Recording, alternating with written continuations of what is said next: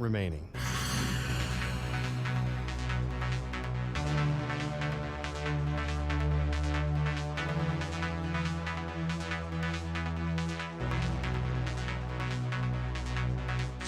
$45 seconds remaining.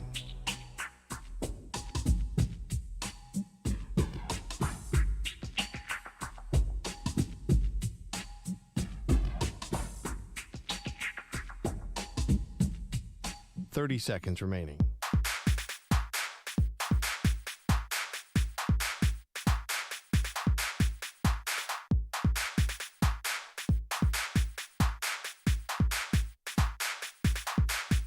$15 seconds.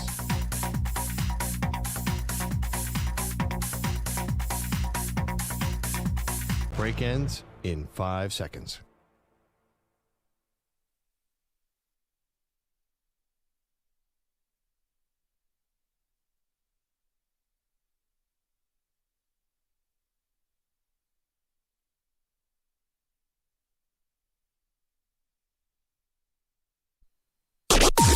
Maggie and Perloff on the Infinity Sports Network.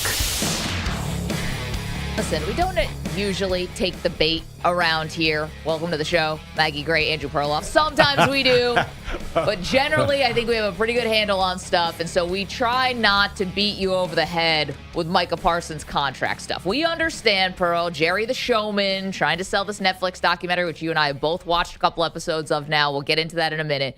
But I think we try to be discerning for the audience. We're only bringing you stuff on a need-to-know basis. Why do you always start any Micah Parsons topic with a disclaimer? With an apology to the audience? Yeah. You always always do that. The week I was gone, I was following the show. You're like, I know this thing is getting ridiculous, but Micah Parsons. But okay, I think in this particular case, we are taking the bait, and I know the topic. Explain. Okay, so Adam Schefter giving an update because we still have no Micah Parsons no contract.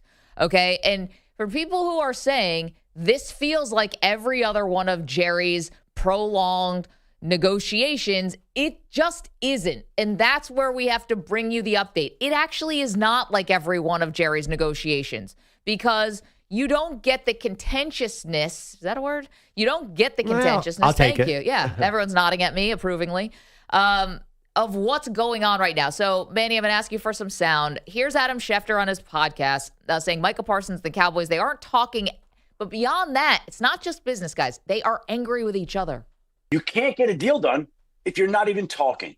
And the two sides haven't had any negotiations since late March or early April. And it sounds like at this point it's personal. It sounds like each side is dug in. The Cowboys have come out and said what they said publicly at the start of training camp, which Micah didn't like. Micah came out and asked to be traded, said he was ready to move on from Dallas, which I'm sure they didn't like. And right now, both sides seem to be angry. Okay, not just angry, but Schefter he's up in the ante here, Pearl, where he says that it looks like Parsons and the Cowboys could be headed towards a divorce. Right. I see these two sides headed towards a divorce in time. The only question is, when is that divorce going to happen and how is it going to happen? Are they going to trade him now? Are they going to trade him after this year? Are they going to move on when? But it certainly doesn't feel like these two sides want to enter a long-term relationship together. Okay, so the Cowboys obviously have a little bit of leverage here because they have the franchise tag. Yep. And if they don't agree to a new contract, and sometimes that contract can take the franchise tag out. Like Dak Prescott has a clause in his contract that he cannot be franchise tagged, which helped him out immensely because he's now a $60 million a year guy. Micah Parsons can't do that. He's under contract for this year. Technically, they could franchise him next year. He'd be under contract. And technically, they can franchise him the year after that. Now, he would get very expensive, but it wouldn't be the long-term deal. Right. So Parsons, when is this divorce is what Schefter's kind of implying here. Maybe Parsons just plays out this contract and then he's gone to your Eagles or he'll be a free agent. He can go anywhere. So you said we weren't taking the bait. No. Where do you think Adam Schefter got this idea from? What, his agent, Micah's agent? Yeah. And what do you think an agent does? He negotiates. And what do you think Jerry Jones does? He negotiates. But they're not negotiating. They're not talking to each other. Well, why do you think he leaked this to Schefter? Because he's trying to gain leverage in the negotiation. He's trying to portray like we're far off. He's trying to scare the Cowboys into coming back to where Micah Parsons wants to be. I think that we are watching a negotiation play out because I don't think there is in a million years, and I'm actually going to go back to the documentary. Yeah. Micah Parsons, I don't know if he's going to watch the documentary, but can't you see him sitting in the chair talking about Jerry? You don't think he wants to be Michael Irvin? Like, he is as close to Michael Irvin as we have in a player. He is the most outspoken player in the NFL, and I know that because every offseason he goes on some world tour with other players, and he is incredibly talkative and interesting, and he is born to be a Cowboy, and there's no way he's not going to be on the Cowboys in 5 years. Okay. He is, to me, saying I want a divorce with Jerry makes him even more of a Cowboy to me. He fits this model perfectly. Okay, so I think some of the things, though, that have changed since, the Cowboys were America's team is you don't need to be on a certain team to be a star. You don't need the boost of, if you are looking for clicks and attention, okay? Yeah. You don't actually need Dallas anymore. You can get plenty of attention. All you got to do is say the right things. You don't think if he's on the Philadelphia Eagles, Micah Parsons gets attention with the podcast? You don't think that, and it might not be the same kind, but he could battle with Howie Roseman. He could do that. You can do the same thing. You don't need Dallas anymore. If Micah Parsons was on the Tennessee Titans, would we be talking about him right now? Okay.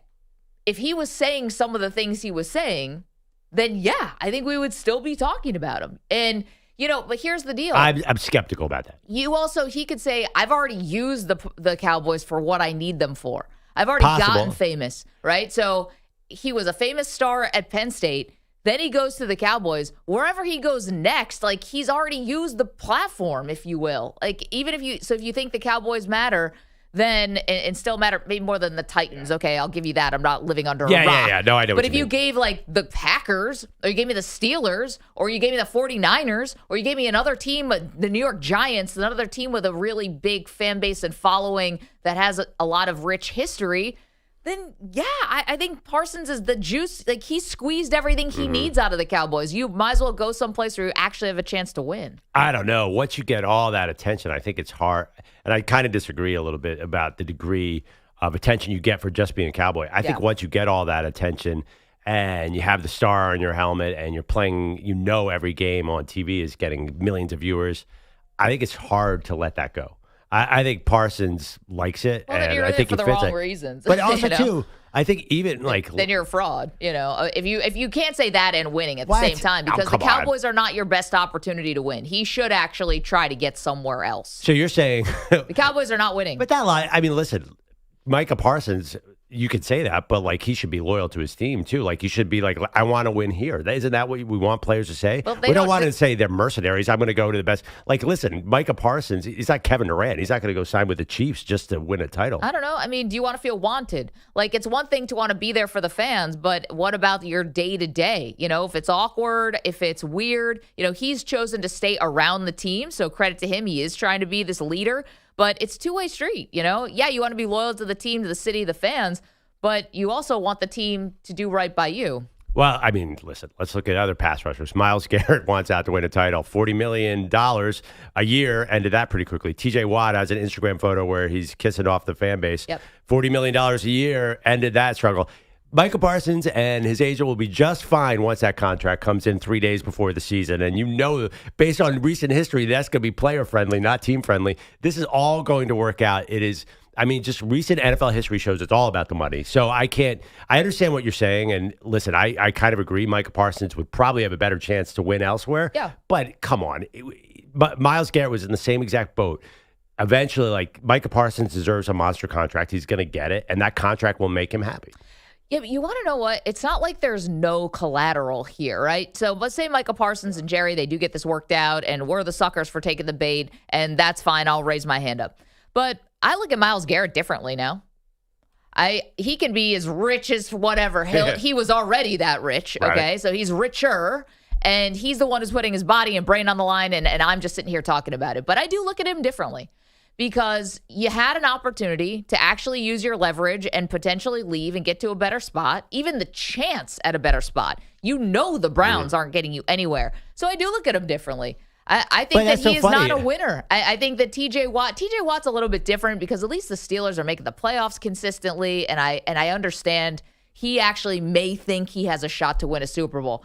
Myles Garrett, to me now, is like, all right, congratulations. Like, you know, you asked for a trade. Like, at least Joe Thomas never asked for a trade. He was all in on Cleveland, and he wanted to stay there despite never playing in a playoff game. That's fine. But Myles Garrett, I do look at very differently. But it's not about winning for him. But kind of what you're saying is that guys should not try to build on the team there. I mean, I understand. I get. Well, what do you do for the fan base? But like, put him Myles Garrett through hell for 6 weeks while he's dangling a trade out there and trying to like, you know, get everyone riled up. Like that's not being a great fan friendly person. Are you mad at Brandon Ayuk last year?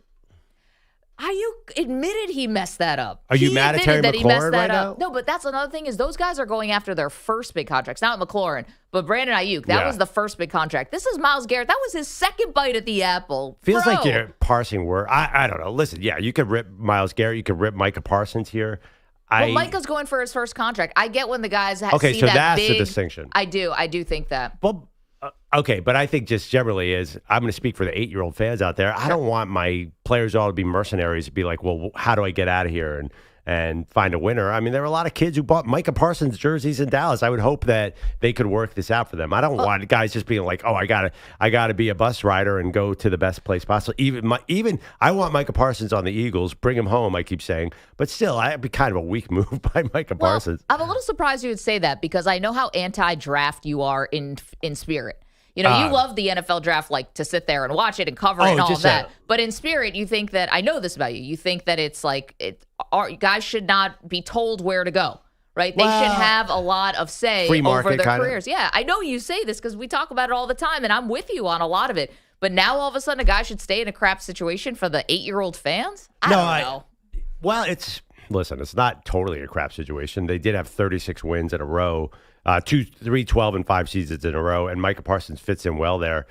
I don't know. I just feel like you're being just like this idea that Myles Garrett and Micah Parsons and less so TJ Watt should just get out of there to try. I'm not sure that is a totally cool sports take because there are Cowboys fans here. They don't want to hear that. Well, I didn't pluck it out of thin air. Like, I didn't just say, hey, one day you should be awesome and happy at your locker, and the next day you should just like walk out in a huff. I'm talking about a prolonged contract situation, which seems like it's not just at a stalemate, but according to Adam Schefter, it is getting nasty. There are hurt feelings. He said it's headed towards a divorce. So which means just divorce each other. In NFL contract talk, that means he's signing in 3 days. What? Maybe. One other thing here, I don't know, a football aspect of this. You know, there's a reality that's kind of setting in about the Cowboys if you want to talk about what the product may look like on the field, which is this offense is going to have to be really good for them to have even a shot at the playoffs. Like, are we coming to grips with that reality? And I know the George Pickens stuff has been very positive coming out of training camp. Same with CeeDee Lamb. Dak looks healthy. They don't have a run game that we can see, although Brian Schottenheimer, to his credit, has been able to develop really good run games in the past. This offense is going to have to carry a lot of the load here because it's not just about Micah Parsons. You got injuries on that side of the ball. I saw there's a headline, Mazzie Smith, their first-round run stopper from their defensive tackle from 2023, maybe cut. They don't like that guy. Mistake. But, you know, yeah, obviously, what do we know? Because we've talked about it 1,000 times on the show. What's the big Achilles heel of the Cowboys? They can't stop the run. They can't stop the run. But so that's the whole game here, and they've done some moves this offseason to try to address that, to get stronger up the middle. I know the injuries are a big problem, but there's listen, DeMarvion Overshown's had good health reports. He's a superstar in waiting if he could ever get on the field. I don't think he's playing this year. Now they think he is, but when? They think he might come back. Okay. Listen. But that's one guy. I mean, he's very good. I'll give you that. What is the Cowboys' record? And I'm sealing this take. When Dak Prescott is healthy, they win at a high rate. That's just been. Dak is a good quarterback. You're kind of right. The offense will have to lead the way. It'd be nice if they could run the ball a little bit, get some first downs, to keep that run defense off the field. There are some people who are really high on the Cowboys. There are a lot of people, like Troy Aikman, for example, came out when he was publicizing the Netflix documentary and said, "Do not sleep on this team." Homer. I see. No. I still think I that. don't trust him necessarily. Yeah, I mean, listen, I've written off this Cowboys team under Jerry lately a lot. They were better than I thought under Mike McCarthy, so I'll at least keep it open mind. I think you are too. Like, there's a chance that they win 10, 11 games. A chance. Are you writing that off? I don't see it. 888-710-4ISN, 888-710-4476. Let us know what you think. Does this feel different? Do you think that a divorce is a real possibility between Micah Parsons and the Cowboys? That's the latest. Damn embarrassment. Divorce is the term that Adam Schefter was using. Let's put up a poll. Yeah. Do you think Micah Parsons will be a Cowboy in 4 years? Or is it more likely divorce or Cowboy for life?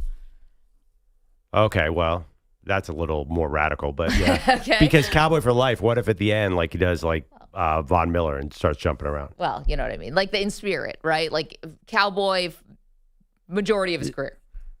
What's wrong with 4 years? Fine. You can do that. Make it 5. Make it 5. That's just to give a... Sure. 888-710-4ISN. Okay, so we've got that for you. We also did watch some of this Jerry Jones documentary, which dropped yesterday. I'm one episode in. You are how many in? I'm 3 in. I've finished 3. Finished 3, and there's 8. There are 8, yeah. This thing all could have been wrapped up in 2 hours, excessive. by the way. What's that? Feels excessive. 8's a lot of episodes. Well, actually, no. I'm watching it like they are yada-yadaing already tons of stuff. There's a lot of content. It's basically 88 to 96, 97. It doesn't feel like, I'm like, whoa, they just sort of pass over that pretty quickly. You forget with documentaries, there was a lot going on with that team. But that sounds unsatisfying if they're not going to get into the real stuff.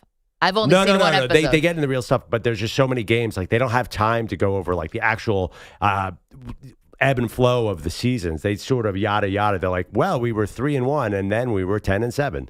Like they, okay. yeah. It's amazing. Like, I don't feel like it's like slow at all. I feel like, wow, they could have made this 18 parts. No way. Yeah, because it was a lot of arrests to get through. A lot of arrests, but also too, they were it's the 90s. They were football in the 90s, and there was a lot of 80s. But I can't wait. You have things you learned. I do. I've got my top 5 things I learned from the Jerry documentary, episode 1. I've been told that this documentary is almost as good as The Last Dance, Pearl. Can you attest to any of that? Wow. Who told you that? The internet. The internet, yeah. I got to be honest, I'm so fascinated because it's in my wheelhouse. They did 20 minutes on Buddy Ryan's Eagles versus the Cowboys. Like, how am I? That's my team. It's like, your catnip. Yeah, I don't know. This is my wheelhouse, so I can't judge. I'm really close to it.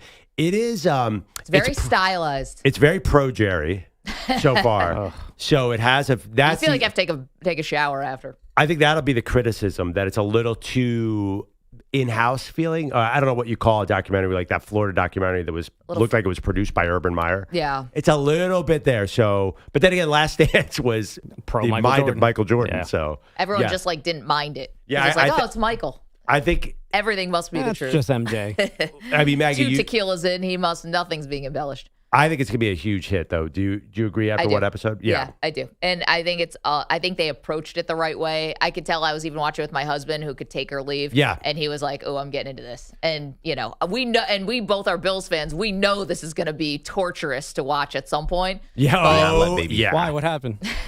I mean, you have Deion Sanders and Michael Irvin as 2 of your talking heads. You don't think this is gonna be interesting? It is so far. Anyway, I got my top 5 moments, things from the first episode of the Jerry Jones doc. We'll do that next. Also, we got all the hits today, man. We got Aaron Rodgers back in front of a microphone. We've got Arch Manning in front of a microphone yesterday. We've got more college football for you, and it's Wednesday, which means it's the great debate.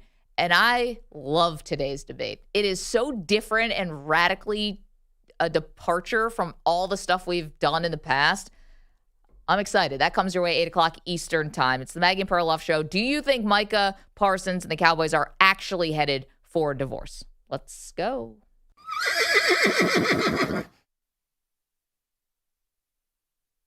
You're in a 5-minute break.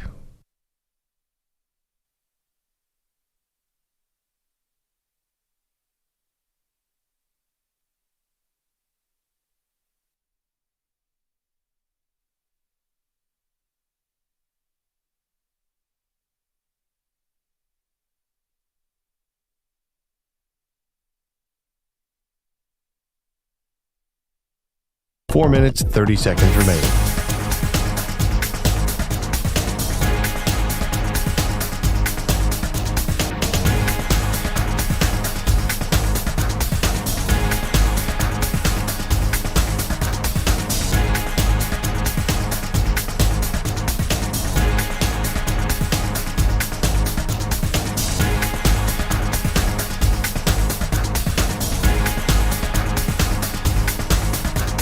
Four minutes remaining.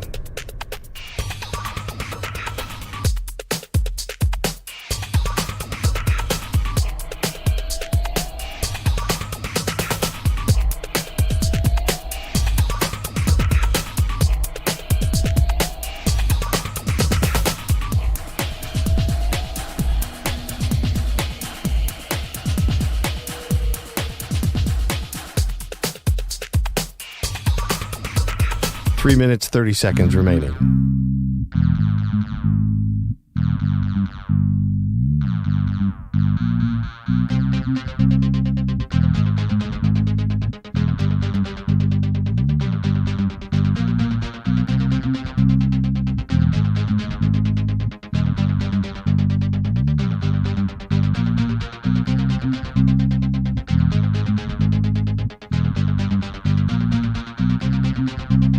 Three minutes remaining.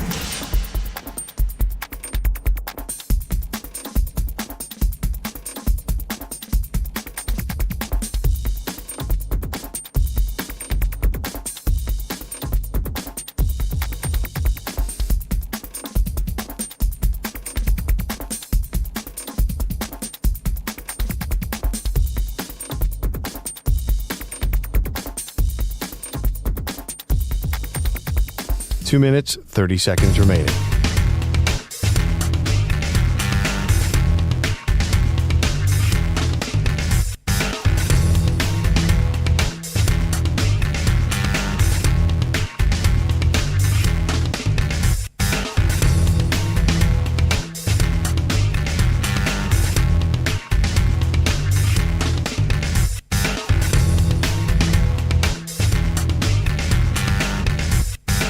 Two minutes remaining.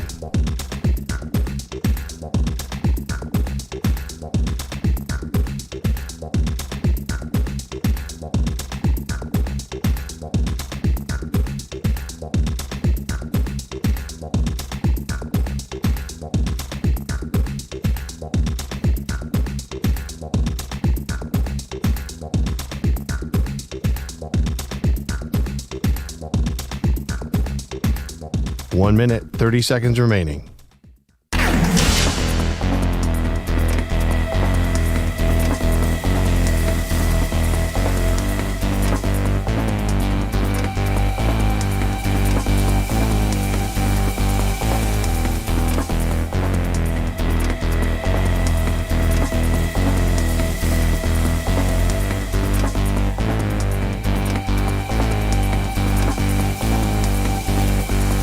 One minute remaining.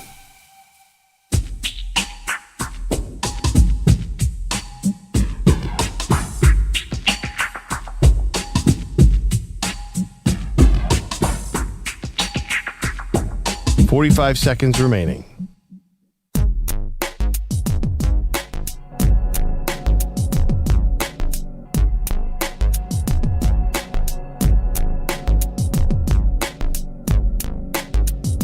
.30 seconds remaining.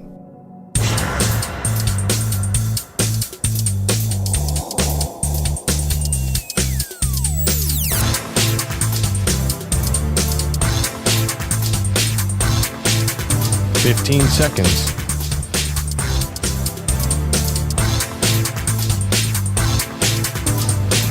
Break ends in 5 seconds.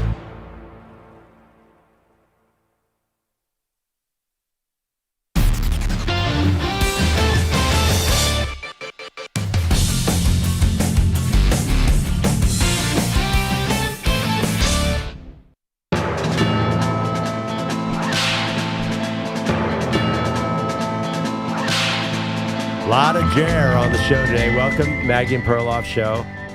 That darn Netflix documentary. I told you yesterday, Maggie, welcome to Maggie and Perloff, that I did not have time to watch it. So like a 10-minute window opened up. I turned it on, and then, darn, I was hooked. Kids be damned. I was fend for yourself. Daddy, feed me. Yeah. I can't. Jerry's talking about firing Tom. Yeah, Jerry's about to fire Tom Landry. I have to see what happens here. But it was I'm hooked. Hook, line, and sinker. All right, so I'm going to do my top 5 things I learned from the first episode, Pearl. You're deeper into this than I am. Dying to see this. So number 5 on the list, things you learned from the first episode of the Jerry Jones documentary, which is called something, The Gambler, whatever. The same people who produced and directed this 8-episode documentary, Pearl, same people who directed Wild Wild Country, the famous documentary about this cult from Oregon that Perloff's uncle was a member of. Yeah. The Bhagwan Rajneesh. It's funny. Yeah, but they do all the sports ones. Like they do. They're amazing. They did the best one. I think the industry standard is Andy Murray's Panic Attack. Have you ever? Not Andy Murray. Marty Fish. Marty Fish's Panic Attack. Now, I did not know that, and now I'm more into it because those guys are awesome. That 5-part series on the Oregon Colt. Yeah. Wow. If you haven't seen that and you like documentaries, that should be the top of your list. It's unbelievable, and it's always hilarious to me. Not hilarious, but funny that you mentioned that your uncle was part of this cult, like he pledged a fraternity, and he's like, yes, he was part of it, and it's like mind-blowing if you see the documentary. Because, what were they doing out there in the middle of nowhere in Oregon? It was the 70s. It wasn't. I know. There were hundreds and hundreds of cults like that. And it was post-60s. Everyone was dropping out.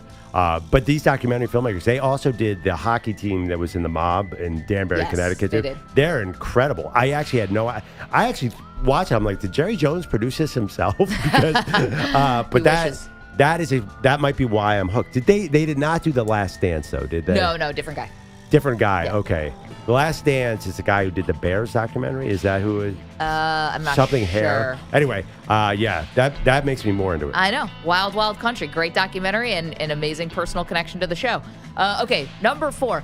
I did not really understand fully, and this is a bad job by me, not knowing my history, just how much the JFK assassination and the rise of the Cowboys kind of go together hand in hand. At least that's what former President George Bush was saying when he was interviewed in episode 1. Assassination of Kennedy, 1963, this dark cloud hanging over the city of Dallas, and how the Cowboys kind of pulled the city out of that. And I didn't know that. And so I learned something in episode 1. I had no idea. That was really, really interesting. You know what, though? I did think they didn't quite explain enough how they became America's team. They're just like, hey, they won 2 Super Bowls.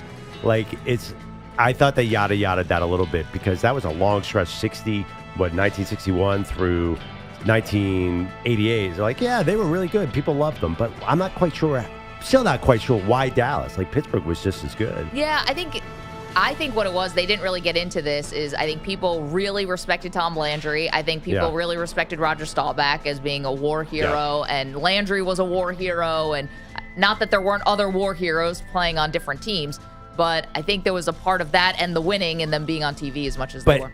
Here is going to be my critical question about the documentary. Is Jerry taking too much credit for what Tom Landry did?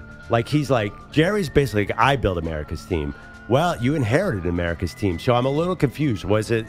And I think the 70s success is why the 90s success resonated so much, because there were already so many fans. Yes. So I do feel like there's a credit question here, because it does feel like they make Tom Landry look bad. They do. So anyway, but they make it seem like, and this was actually going to be number 3 on my list. 3 and 2 are both Tom Landry related, but the way they set it up is that Jerry had no choice. He had to fire Landry because he passed his prime. The team had fallen off. He wasn't remembering guys' names. They really make it seem like Landry just was not fit to lead the team anymore. Now that's Jerry's retelling of this. But number 3 on my list is when Jerry fired Tom Landry, which is such a huge deal. He not only fired Tom Landry, he fired Tex Schramm, the president of the GM. He fired the head scout, the publicist, the guy who played the national anthem, and the public address announcer. It was just a clean sweep. Yeah. Jerry came in, and obviously Jimmy Johnson gets hired. Gil Brandt was one of those guys who got fired, the famous guy who invented scouting. These are like, we don't need you anymore. Crazy. 2 on my list, things I learned in the first episode of the Jerry Jones documentary. When Tom Landry was fired by Jerry Jones, The city of Dallas had a parade for Tom Landry. Yeah. Think about that. That would never happen today. Like, Bill Belichick did not get a parade down Boylston Street. Like, Yeah, because they love Tom Landry. They respected Bill Belichick. I mean, how many championships have to win to get a freaking parade? It's just so interesting. They would never do that. Now you take out a full paid ad in the paper maybe or something, but 100,000 people came and they said it felt like a funeral procession in some ways, but Landry was there in the back of a car, like waving to the fans. My college girlfriend was from Dallas, Highland Park. Her parents, actually it was maybe her grandparents, would not root for Jerry Jones Cowboys. They didn't care about the Super Bowl wins. They're like, we're Tom Landry people. He said he became the villain. Tom Landry was he was a Christian. He was quiet. He was respectful. Jerry's brash. Yep. So, like, it's not only did they discard him, they went in the exact opposite direction. And the number one thing I thought was very poignant from the documentary, and it's a woman who is not given any, like, they don't identify who she is, but she's being interviewed in some old footage. And man, did she sum up that era and what we've seen subsequently perfectly. So you're talking about Jerry Jones as the outsider from Arkansas buying the Dallas Cowboys and coming in. And this woman who looks like a news reporter, maybe, she goes, "We were America's team, and now we're Jerry Jones's team." And man, if that isn't a mic drop of foreshadowing what was to come and how Jerry viewed this, it was everyone, like, it felt like they were America's team, and now Jerry wanted to do it his way, even though he had no clue how to do any of this. Yeah. And that to me was very poignant. So that's your Cowboy Quickie today.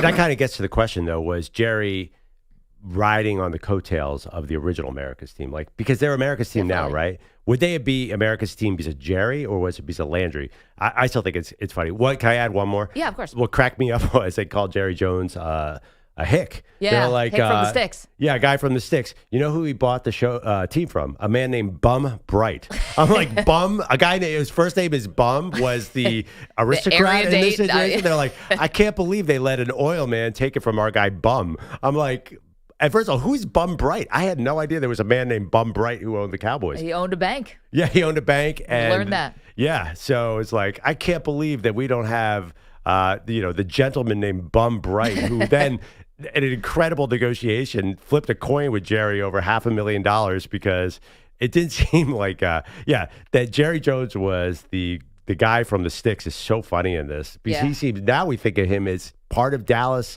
like he is in the landscape of Dallas.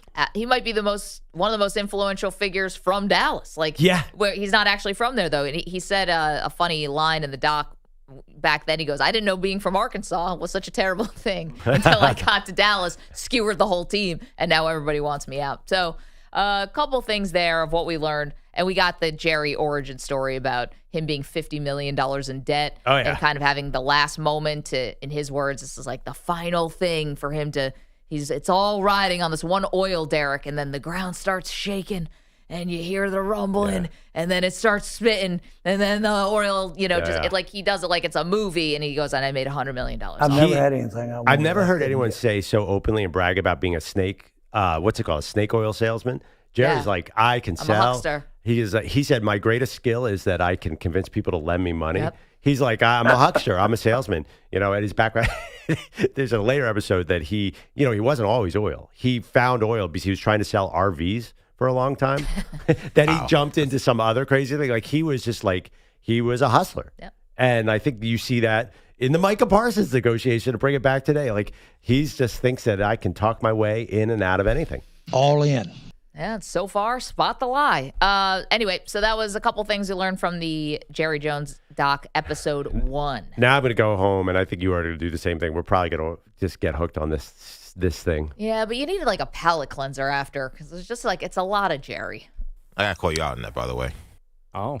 Well, how so? Because like we were talking about doing this 5 things Maggie watched, and usually we're talking about your team, the Bills, and their Hard Knocks. Yeah. And you didn't watch the Bills. You went to Jerry to do this. I know. And I felt so disgusting afterwards. Felt dirty. That I did watch the Bills Hard Knocks episode, and I hate myself for it. Oh. I mean, as I was so disgusted. I'm not even a Bills fan that in our rundown I crossed out Bills Hard Knocks because that's what the normal thing is to put Jerry. There's literally a strike through in the words Bills Hard Knocks for top 5 things Maggie I know. noticed. And then I got a I just like caught a glimpse like in the background somewhere of just like Bruce Smith's shadow. And I was like, what are you doing? Mm-hmm.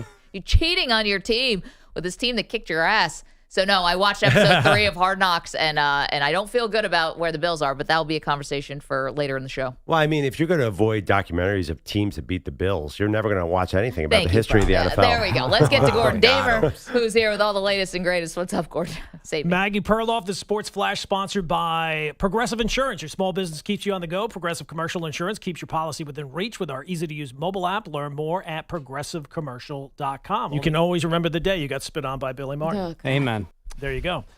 Who wouldn't remember that? Yankees were in Tampa last night playing at Steinbrenner Field against the Rays, and the Yankees acted like they owned the place. And a pitch driven deep to center field. Headed for the batter's eye. Headed out of here. Over the batter's eye. Home run, Aaron Judge. Home run number 40. Yeah, they're falling quickly. Dave Sims, the call, with a little John Sterling mixed in there on the fan. One of 9 home runs for the Yankees last night. It would be quicker if I just told you who didn't hit a home run. But Stanton, Bellinger, Caballero each had 2. Only 2 teams have ever hit 9 home runs in the game. The other team, the Yankees, back in March against the Brewers. And I think we had a conversation.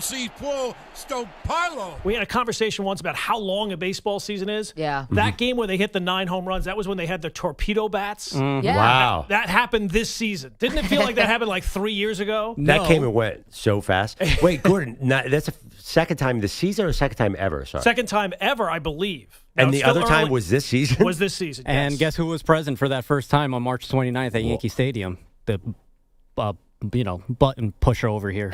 Manny Wapo. Wow. Yankees good won the time. game 13-3. Huh. But Do you it's even funny. remember the 9th inning? How many tequilas did you have there? I was with my parents, so I was very inebriated. 20-9 was the final score back in March. Everybody was worried that Anthony Volpe was going to be this superstar because he had this cheating bat. Yeah, no, don't worry, he's not. Yeah, turned out, Remember spoiler alert, did not happen. L.A. De La Cruz picked it up and hit 2 homers at a game. We're like, well, he's going to hit 125 homers at this thing. But a lot of them still use it, though. Yeah, they're still using it. Nobody really complaining about it anymore, though. It's funny how that happens when the results just even out. Cubs swept a doubleheader from the Brewers. Remember those guys? 6-4 and 4-1, and it's a long day of baseball. 2 games. Somebody brought his laptop and mouse to the game. How badly do you want it? Did you bring your mouse? You better bring your mouse. And then there's only one. How's this working? There's only one question: is this guy doing work, or my other thought is he's going over fantasy football draft? Definitely. Oh, good point. Boog Sciambi and Jim DeShays, the call courtesy of Marquee Sports. Weirdest place you've ever done a fantasy football draft? Gosh. I did one at my rehearsal dinner. Get out of here. Yes, That's a boss Easy move. there. Now, Just I like probably would not salute have. to you. Yes, I would not have remembered that, but my wife constantly reminds me every time it's fantasy football Where were you guys season. rehearsing? Oh, how'd you do in the season? Like, did it help? I Did it didn't hurt? do well. I did well that Okay. year. Well, there you go. Slightly distracted. Maybe that's the best way to do this. You have no idea the stress that Team Perloff is going through for our big money fantasy draft. Oh, boy. Because my partner is going to be on vacation and won't be there, so I have to run it. And for some reason, the Yahoo app kicks me out all the time. So I'm going to have I'm going to actually hire freelance one of the IT people here to come to my house for the night of the Alex draft. is going to come from because IT. You know what happened famously a few years ago, Gordon. You weren't here. My connection went out, and I auto-drafted KJ Osborne in the 3rd round. And then KJ Osborne had a pretty good year. And I would That brag to Vikings Maggie. offense. Miami Hurricane, baby. Yeah. Yeah. So Everybody I eats. Like, for some reason, like, that's the worst fear of every fantasy owner is that you're going to end up auto-drafting, and I respect that guy in the baseball crowd if that's what it was. Yeah, that's a power move. And to bring the mouse, you're really making sure that you're No, you're I going did the right mine. way. I think my son was 6 weeks old, and he Yeah. starts to cry, and I'm like, I got to pick in 4 picks, and it's just like, I Mommy's think on the clock here. Maybe I should put the fantasy on the back burner for a minute. But the funny thing, too, is I think we all have this experience where sometimes you're half paying attention and you make a dumb pick, and that ends up being the best pick you make. Because fantasy has a randomness to it. Whenever I think, I'm like, oh, I got this figured out, that never works No, out. no, It's more never. like, oh, I'll take Arian Foster. Why not? He looked good in a preseason game. Boom. Championship. How about that one guy who drafted Brian Robinson, though, over Bijan Yeah. Robinson? It might not work out well for that guy. Bijan. I think the other part, too, is I was thinking the work from home, like we don't have like a regular type of work environment because we come here every day. We want to be in the studio every day. The only thing that keeps us away is like COVID or if we're traveling or whatever. But now with the work from home, which is work from anywhere, like I bet that guy, if he was doing actual work, not his fantasy draft, he probably didn't even take the day off. He just like went to Wrigley. The Wi-Fi's good. And he's like, no, I'm in the Zoom call just with a like blacked out background. Oh, I wouldn't even black out the background. I'd be like, everyone see where I'm at. Envy, baby. It's like you could mute yourself and have no camera, and like you could be at your home office. Meanwhile, it's the 6th inning at Wrigley Field. I think EJ, you're in the right industry. I can't see you being in banking and be like, all right, we're going to talk about the fourth quarter earnings. No, we're going to talk about the backup shooting guard of the Knicks right now. Hell of a topic. Definitely Possible. 10 Ks for Tariq Skubal. Tigers beat the Astros 1-0 in 10 innings. Gleyber Torres, the walk-off walk there. Gleyber Torres? Yeah. Oh, man. He's still Let off the All-Star game, pal. still doing well. I hate it. On the TV show Mad Men, the character Henry Francis once said, if you have no power, delay. If you're the Saints head coach and you have no quarterback, you delay. The Saints, no decision on either Spencer Rattler or Tyler Shuck. It's really, really close. Numbers, experiences, reps, everything. It's going all the way back to start of training camp. Everything is very, very close between this group. And so, we'll see how it all plays out. You know, in Madden and EA college football, you can sim ahead through a season, all the way throughout the entire season. I think Kellen Moore would like to just sim this season and just go to 2026. Just win 2 games, get the number 1 overall pick. I don't care what happens this season. Just drop me in the NFL draft 2026. Tell me what the pick is, and then let's start from there. Because this year is a waste. I think, Gordon, you could have gone to Confucius, too, who I'm looking up now. When in crisis, do nothing. Because the Saints are going to do that this year. Yes, absolutely. No, it's actually Confucius was talking about tanking for Arch Manning. He saw the future. Yeah. When in crisis, do nothing. This is a do nothing situation. You're right. There's no. Why do you think they're taking? I think you nailed it. They're taking so long because they don't want either of these guys. Well, and that's the worst if you hear this. And we're going to talk about the Colts at the top of the hour because they are the next team up in our quarterback carousel. We're doing 1 quarterback room a day until the season kicks off. And it just so happens that we were doing the Colts today. We didn't even plan it. Peacock all you want. And they decided on their quarterback. But the last thing that you want to hear is like, yeah, these guys are all the same. It's like, yeah, and they all suck. It's not a good sign as well because they just drafted Tyler Shuck, right? Like that's supposed to be their guy. The second round. Yeah, but still, I mean, Kellen Moore was if Kellen Moore came in and they didn't have a quarterback on the roster already, but you drafted him, second round is a value. Second rounds hit at the same rate generally as first rounds. I think you just added 2 years to Tyler Shuck. Did you say 27? Is he not 27? He's 25. Oh, well, he's got a family of 7. After a full season with the Saints, he's going to feel 27. If we didn't know Tyler Shuck, if he was a first round pick, though, he looks like a stud. Like he throws a nice football. He tripped once and that looked bad, but he looks. Yeah, but the fact that he can't separate himself from any of the other guys, like that's not great. Spencer Rattler also throws a beautiful football. I mean, here's the thing about Tyler Shuck. The reason he fell, right? He always gets hurt. Like that's why he was 25 coming into the NFL. So. I don't know. I like you're a big let's tank here. So this is all good to you. Totally.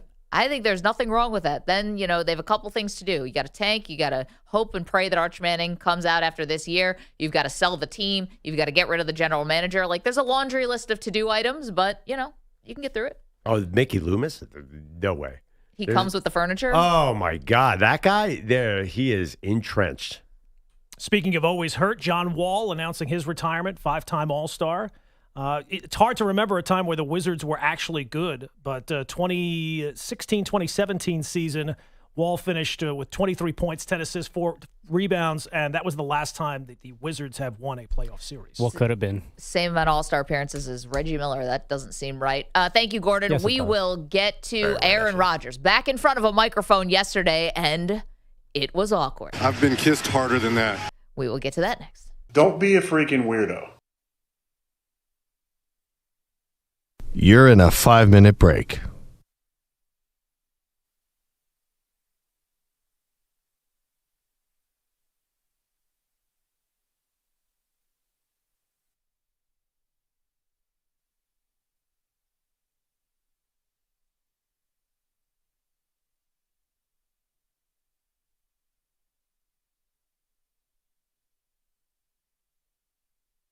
Four minutes, 30 seconds remaining.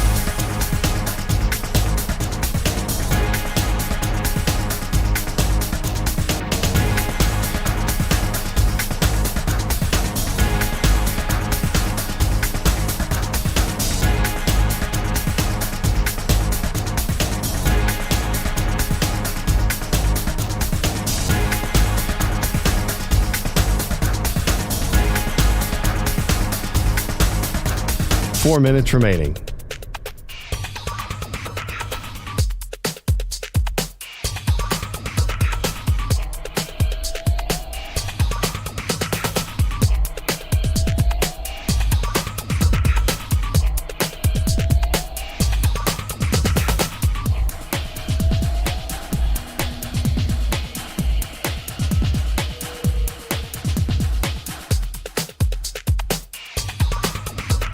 Three minutes, 30 seconds remaining.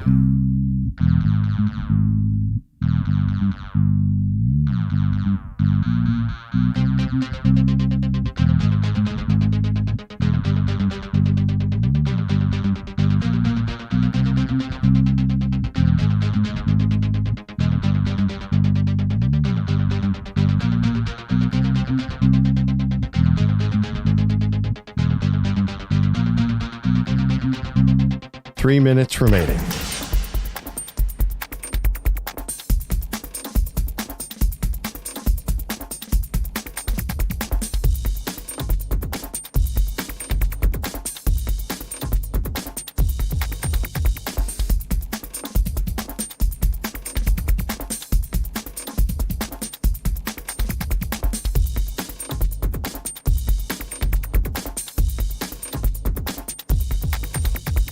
Two minutes, 30 seconds remaining.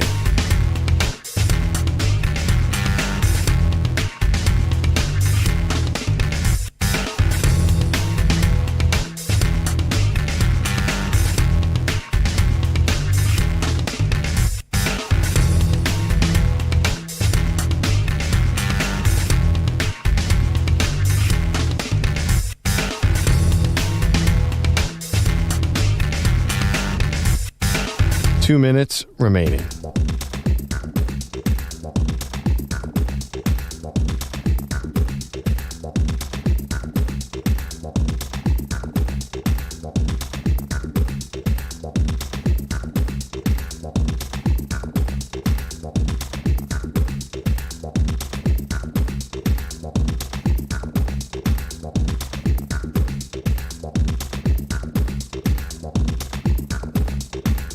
One minute, 30 seconds remaining.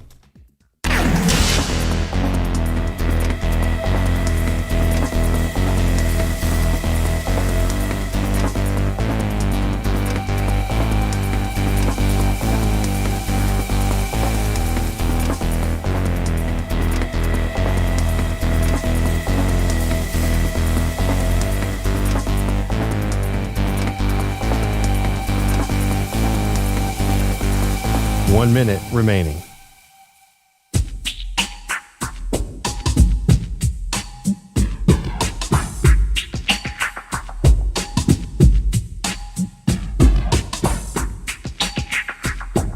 .45 seconds remaining.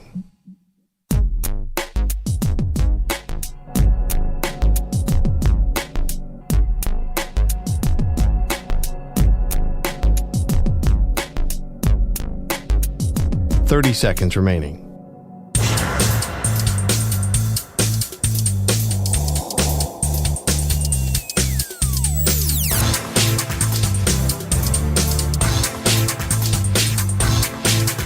.15 seconds.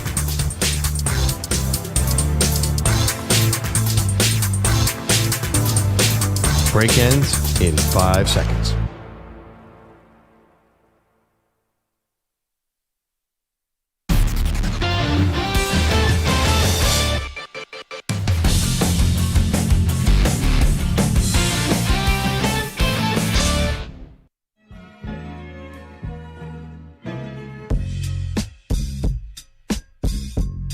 Welcome back to the Maggie and Perloff Show.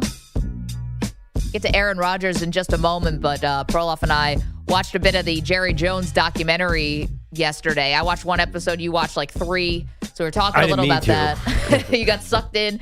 Bill is in Houston. Bill, I don't know if you've watched any of the Jerry doc yet, but you certainly have an opinion on how he's run the team. Good morning. How are you? Doing great, thanks.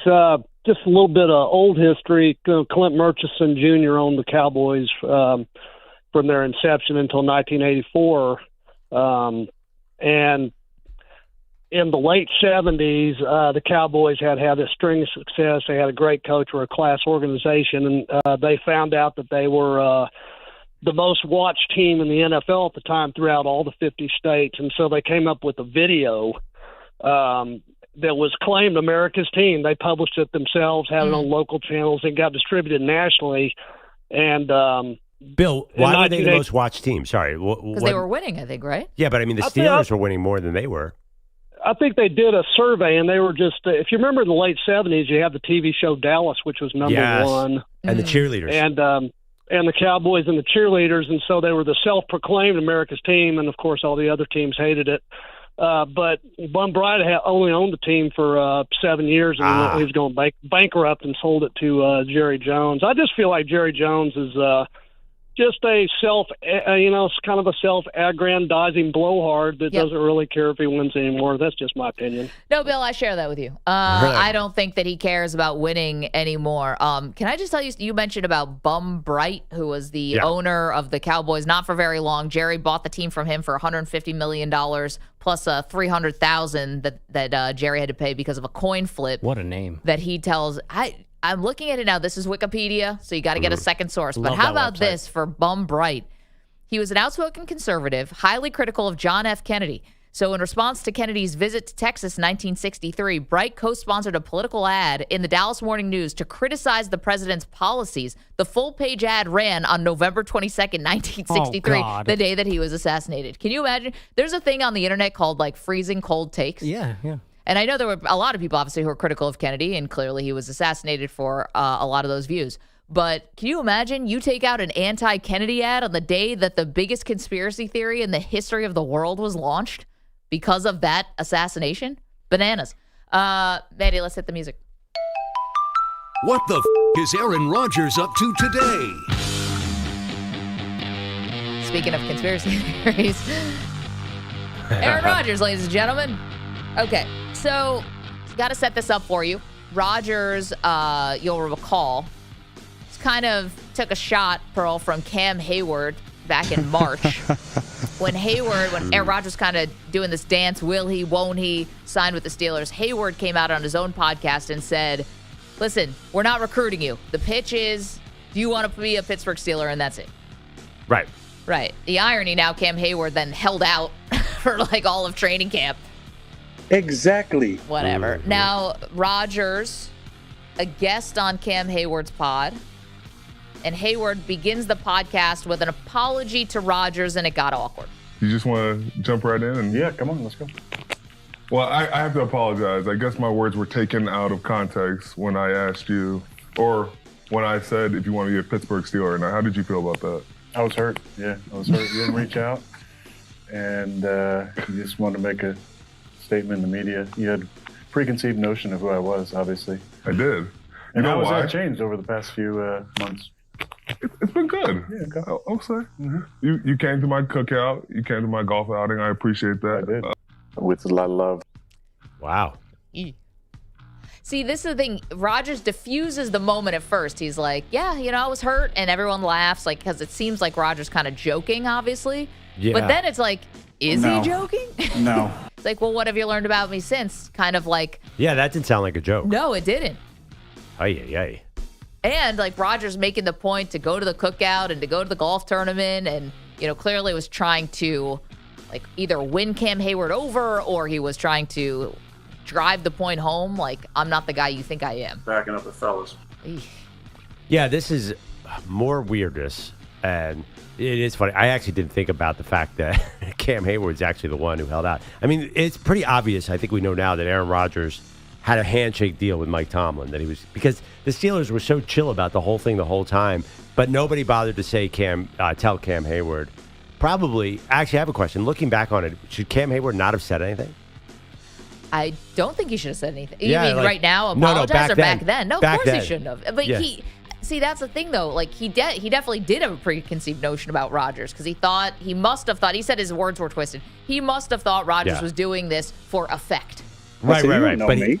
I bet you if Cam Hayward had talked to Mike Tomlin, Tomlin could have talked some sense in him. I mean, it's a minor thing. But the real question here is Rodgers being serious. I still don't know. Do you? I think they're I think Rodgers is definitely being serious because I think he revels in the idea of changing people's opinion about him, right? Mike T is the man. He loves this idea of like, oh, when you get to know me, I'm this other guy, not the person I present publicly every day. But he still is so concerned what everyone thinks about him. Man, he'll tell you, he'll be the first to tell you, I don't listen. You can think whatever about me. I don't care. It's like, dude, you care deeply. Yeah, I think maybe people who say they don't care what other people think about them, maybe some of them care more than everybody else. How about this? Away from the awkwardness of Rodgers and Cam Hayward, and like, is this even going to work with Rodgers? Did you guys see yesterday the rumor about the trade that got nixed by Pittsburgh? Apparently, Washington went to the Steelers, according to the fan in Pittsburgh, offered Terry McLaurin for a second-round pick and Pat Freiermuth. Steelers said no. Yeah, well, they don't want to pay him. I know you just paid DK Metcalf, but imagine if Terry McLaurin was on that team. That'd be a lot of fun. Anyway, coming up next, one quarterback battle settled.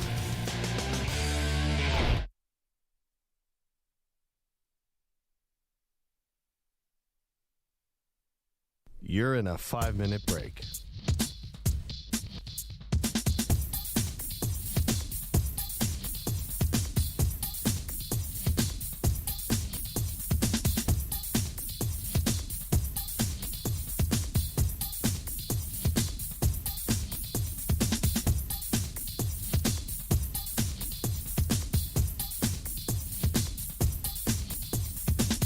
Four minutes, 30 seconds remaining.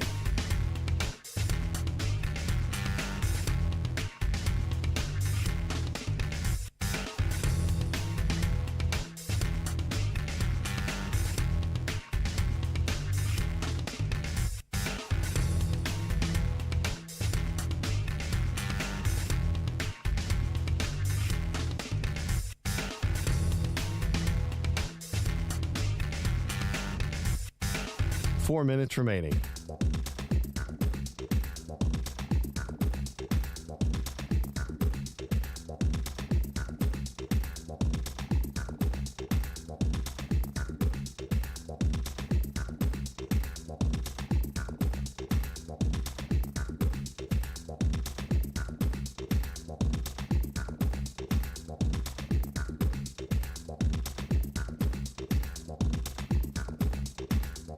Three minutes, 30 seconds remaining.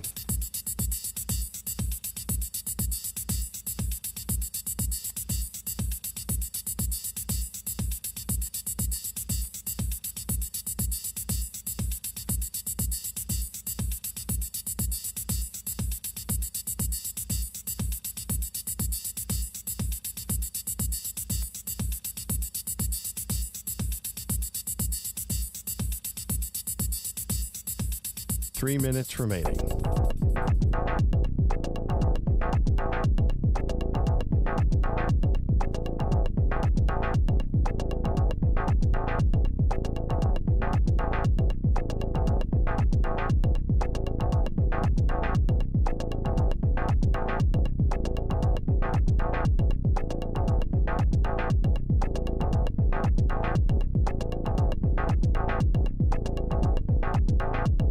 Two minutes, 30 seconds remaining.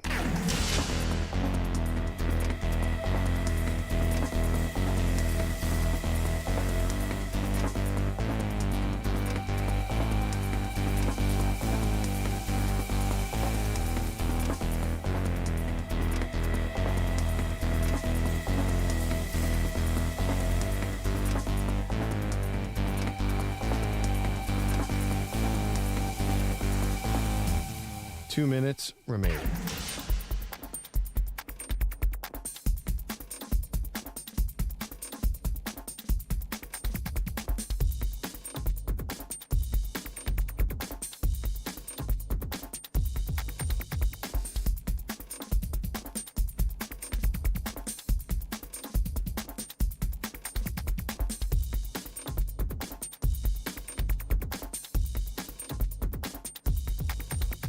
One minute, 30 seconds remaining.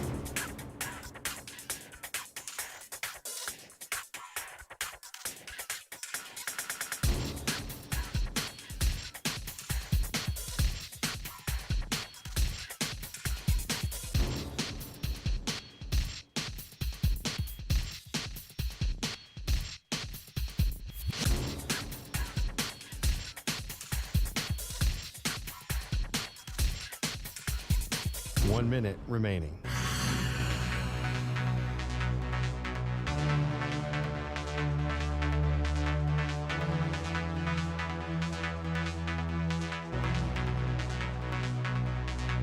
$45 seconds remaining.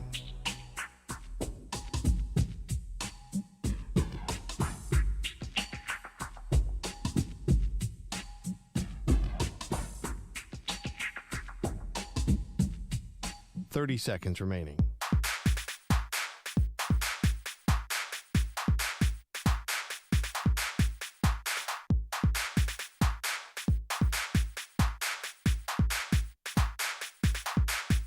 $15 seconds.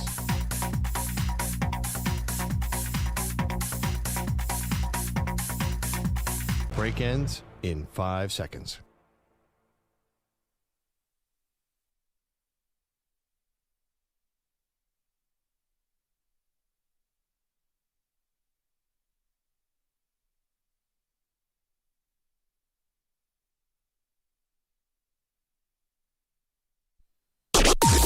Maggie and Perloff on the Infinity Sports Network. Quarterback battle in the NFL has officially been settled. Welcome to the Maggie and Perloff show. It's settled, Pearl, but I don't know if it's satisfying. No. Let's get to the music, please, Manny. This is our quarterback carousel.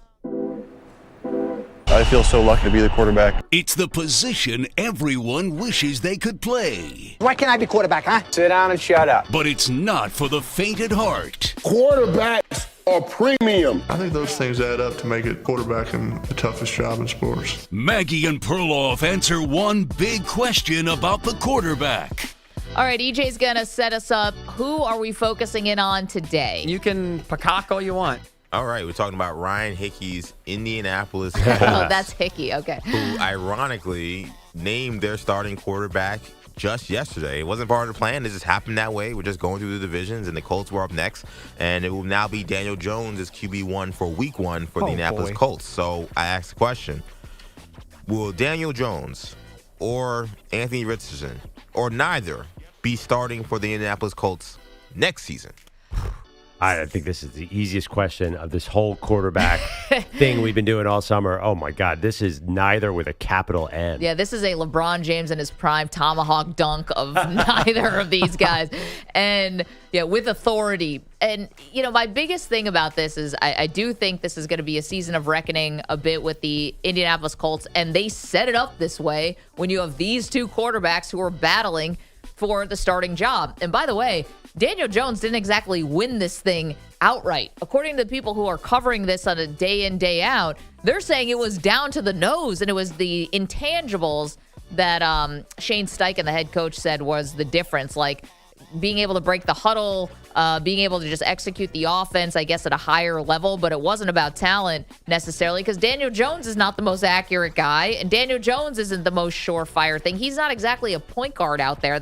He's not Brock Purdy. That has not been his MO. And furthermore, bro, just how about the organizational failure on this one?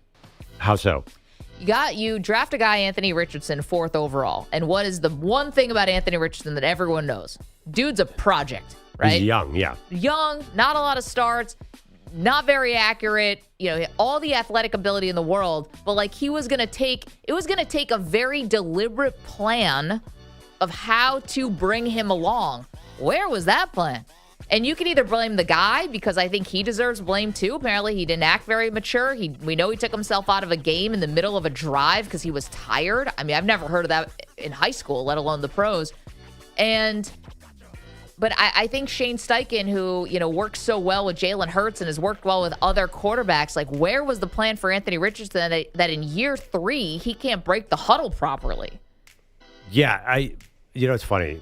Just take a step back. I watched the last preseason game, the Colts, and Daniel Jones was okay, but then he missed this throw that was right there for him. I'm like, and it reminded me, because there was some Daniel Jones hype earlier this offseason. People were like, whoa, Shane Steichen was really good with Jalen Hurts because Jalen Hurts could escape out of the back of the pocket. Daniel Jones was very mobile too. Thought it could be a fit. And then I saw the pass. I was like, oh, man, he's going to be inaccurate again here. And then Anthony Richardson looked great in this game. I'm like, oh my God, he's fixed Anthony Richardson. So I thought Richardson might come in and steal the job. I guess, but obviously Shane Steichen knows the situation better, and I do think you're absolutely right. And it was a miss. It was so much like Trey Lance with San Francisco, Zach Wilson with the Jets. I don't know if it's an organizational failure. I do think because is every time a team misses on a quarterback, is that always an organizational failure? I do understand your point about QB development. Yeah, there was no plan. I can't argue with that. This one feels like a failure on multiple levels, because some guys I think you come in like, they feel like they're ready to go, like Joe Burrow coming out of LSU. Felt like he could really just hit the ground right now. He got hurt, but, hit the ground running. And other guys like Josh Allen and others, like, you really need a plan here. And, by the way, the player has to commit to that. So I think it was a failure on both sides. And this is the most uninspiring quarterback room. I mean, Daniel Jones lost his job to Tommy DeVito, for goodness sakes. I mean, he that 1 year that the Giants made the playoffs, Brian Daboll won Coach of the Year, and Daniel Jones, they won that playoff game in Minnesota. He ran for almost 700 yards that year. That was an ACL ago and 2 back injuries. This dude is not the same guy. But he can still run, though. He's going to get killed. What's the difference? Anthony's right behind him. But that's Anthony's other, I'm calling me Anthony, like we're good friends.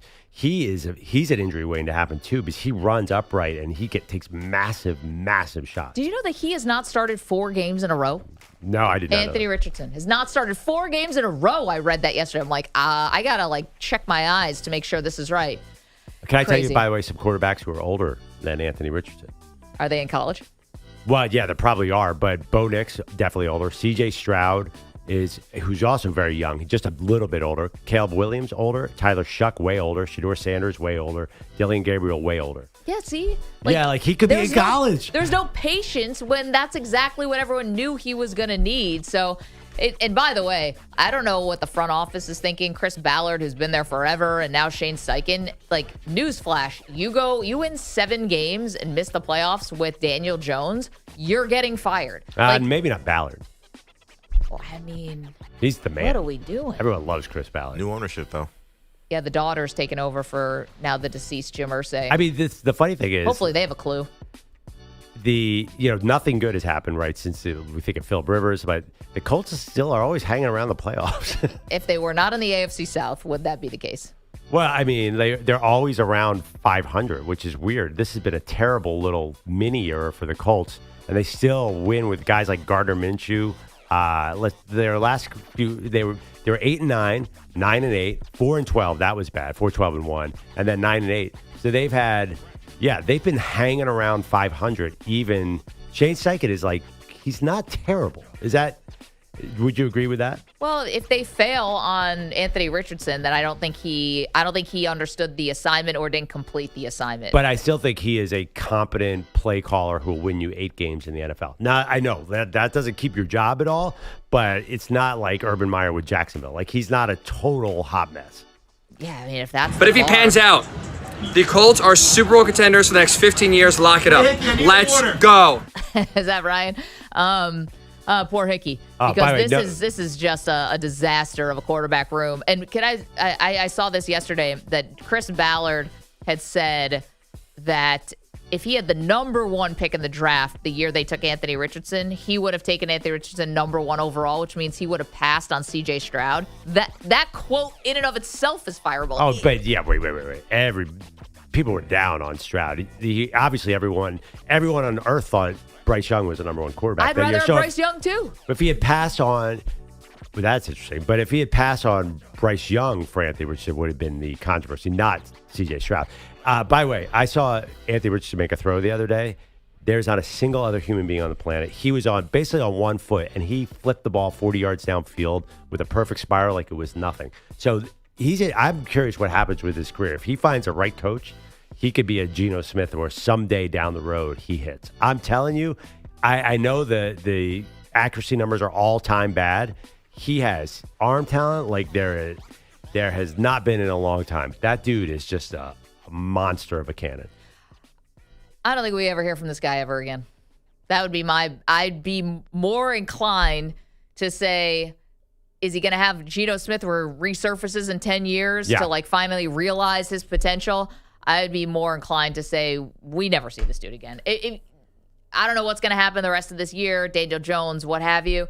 But if they all get fired and then they're not going to give him, extend his contract, he can't be a backup because he's not good enough to be a backup. He's not what you wanted a backup. He's too erratic.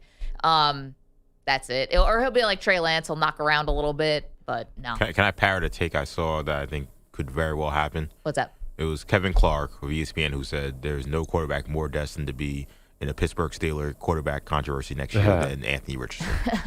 The Steelers are just going to stay on this hamster wheel? He's big. He's athletic. Yeah. He kind of fits like what Pittsburgh Steelers football is, right? He can run. He kind of reminds me of Ben. He kind of reminds me of Cordell Stewart. Like, I could definitely see that. Will he succeed? I have no idea. But would the Steelers be interested? I would definitely see that. I could see that. But I'm curious, too, because there's this quote after he plays Kevin O'Connell last year. Kevin O'Connell pulls him aside and says, like, you are a special talent. You're going to make it someday in the NFL. Implying it won't be here. I'll bet you the gurus start sniffing around him. And I'm dead serious. I'll bet you Andy Reid looks at him. I'll bet you Sean McVay looks at him. Like, some of these guys love resuscitation projects, and there is super, super talent there. Okay, but there's a caveat here, which is so far he has also not shown that he wants to work hard. And that's coming out from also people in Indianapolis. Like, he has not shown the maturity. Now, listen, you mentioned he's super young. Maybe he grows into it. You can always change your story. In that respect, effort can always happen. But Andy Reid's not going to bring in somebody who's not going to give effort. I don't know. It reminds me of like Andy Reid. Andy Reid likes rehab projects. He brought in Carson Wentz. It's funny to me, McVay and Reid both brought in Carson Wentz, who people didn't like his attitude. I think there are some coaches who are going to see something here. And to me, I blame a lot of that still also on Shane Steichen. I don't think there's a coach who, to me, has lost more stock in terms of my faith in them than Shane Steichen. You had faith in Shane Steichen before? I thought he was a really good offensive coordinator. Yeah, and you don't think he is good play anymore? Caller. When they drafted Anthony Richardson in the first training camp, they said, hey, like, he's not played a lot and he needs to develop as a passer. What do you think about keeping him more in the pocket and kind of working on making sure he's not running so much? And the quote from Shane Steichen was, well, you wouldn't tell Steph Curry to stop shooting threes. Yeah. And that, to me, showed me the mindset that they had with this guy, which was none. Which was, we're going to let this guy just be who he is, when really he was a mold of clay. We didn't know what Anthony Richardson was going to be. Turns out he can't run too much because he's going to get hurt. And he never developed as a pocket passer. So, to me, Steichen, who I looked at as a great quarterback coach and a great play caller, his development of this young man has been a disaster. Can we also just start to look a little bit at what's going on with the Philadelphia Eagles? And it's reminding me a little of like the Patriots. When guys leave, they're not as good. There's something about a secret sauce. Like, even Doug Peterson, couldn't do what he did before. Frank Reich, when he was the offensive coordinator for the Eagles, they won the Super Bowl in 2017. Couldn't recreate the magic. Carson Wentz couldn't find and latch on anywhere. Javon Hargrave went to the 49ers and was a bum. Just like couldn't make it happen. There might be some. Now Shane Steichen was their OC. I mean, we'll see what happens with Jonathan Gannon, who is their defensive coordinator. Gannon is the darling of the football. You don't win games. Yeah, I know. Like, but at some point, you have to win games. Gannon. Yeah, people are into Gannon. Some people are Steichen. Steichen was not dealt the greatest hand with Anthony Richardson. Like, I hear what you're saying. It was his pick. It was their choice. Yeah, I mean, listen, it just didn't work out. I mean, Kyle Shanahan's arguably the best coach in the NFL, and he picked Trey Lance. And he had to go to the Super Bowl, basically, with Brock Purdy to make up for that. But he's still a good coach. Like, he's still a great offensive coach. So that's my point. Like, great offensive coaches make mistakes, and doesn't mean they're not great offensive coaches. Yeah, but we don't have Shane Steichen away from Philadelphia having success. Like, we have Kyle Shanahan away from his dad and away from the Falcons or whatever, like away from all the places he's worked, and he's had success on his own. I mean, he's 500. Who? Shane Steichen. It's the AFC South. Like, that's like, to me, like, you should walk and chew gum and get to 500. Like, that's not an accomplishment. But yeah, I mean, he plays non-AFC South teams. I'm telling you, there are worse hot messes around the league. It's not like the Giants or the Jets or like one of these like also-rans or the Browns. But if I'm a Colts fan, I don't love that. I don't love it. It's like, well, you're not the Giants. It's like, well. I mean, listen, they made a total bust. They took, for all intents and purposes, they took Jamarcus Russell, and they're still a 500 team. I shouldn't be defending Shane Steichen here because I agree he's on the hot seat in a huge way. But listen, obviously there's something there. He'll get hired the day he's fired. He'll get hired as an OC. Yeah, but probably not as another head coach. 888-710-4ISN, 888-710-4476. So that's a look And what's going on with the Indianapolis Colts? The last quarterback battle alive. New Orleans Saints. Step right up. Who's going to lose 15 games? That's a lot of games, Maggie. I'm just saying it's better off. Like, restart this thing. Okay, coming up next, what would a successful season look like for the following college football teams? We've got that for you on the other side. It's the Maggie and Perloff Show. You're in a 5-minute break.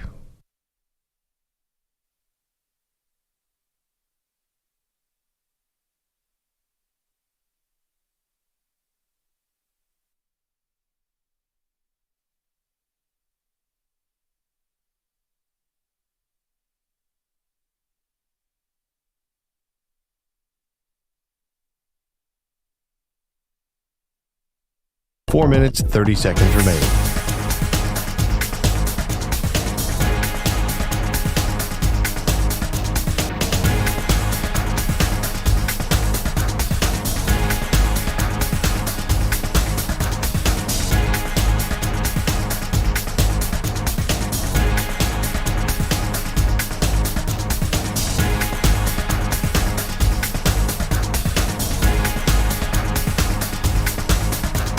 Four minutes remaining.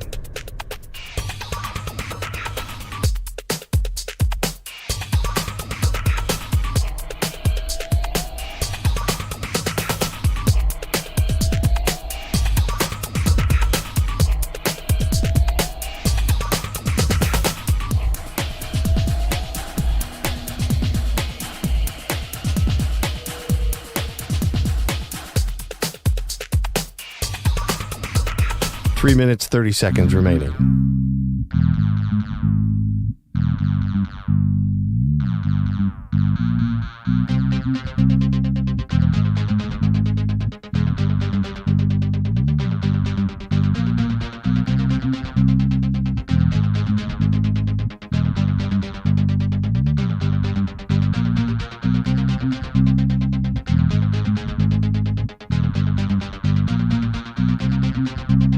Three minutes remaining.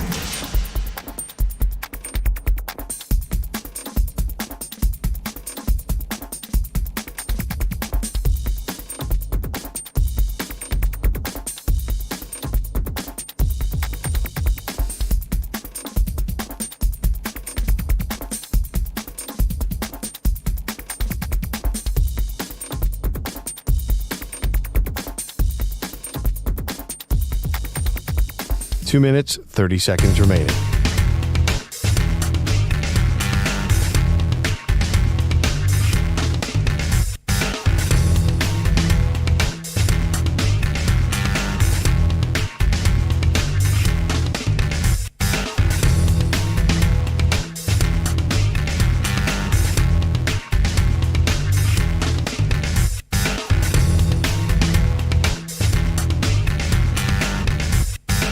Two minutes remaining.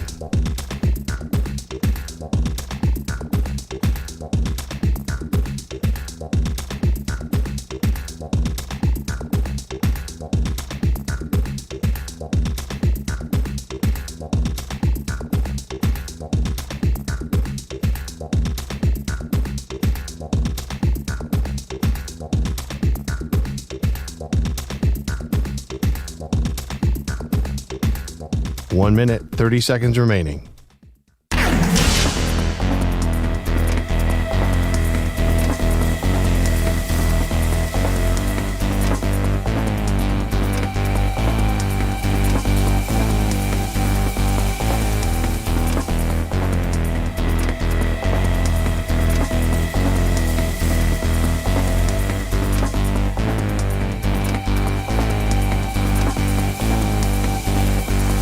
One minute remaining.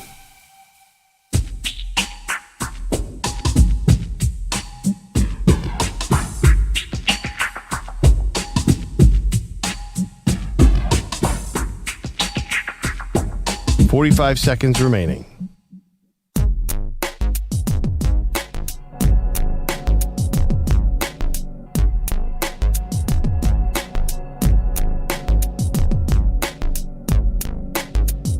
.30 seconds remaining.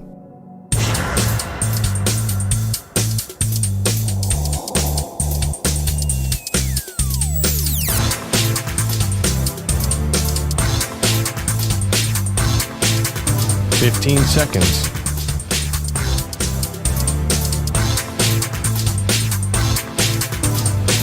Break ends in 5 seconds.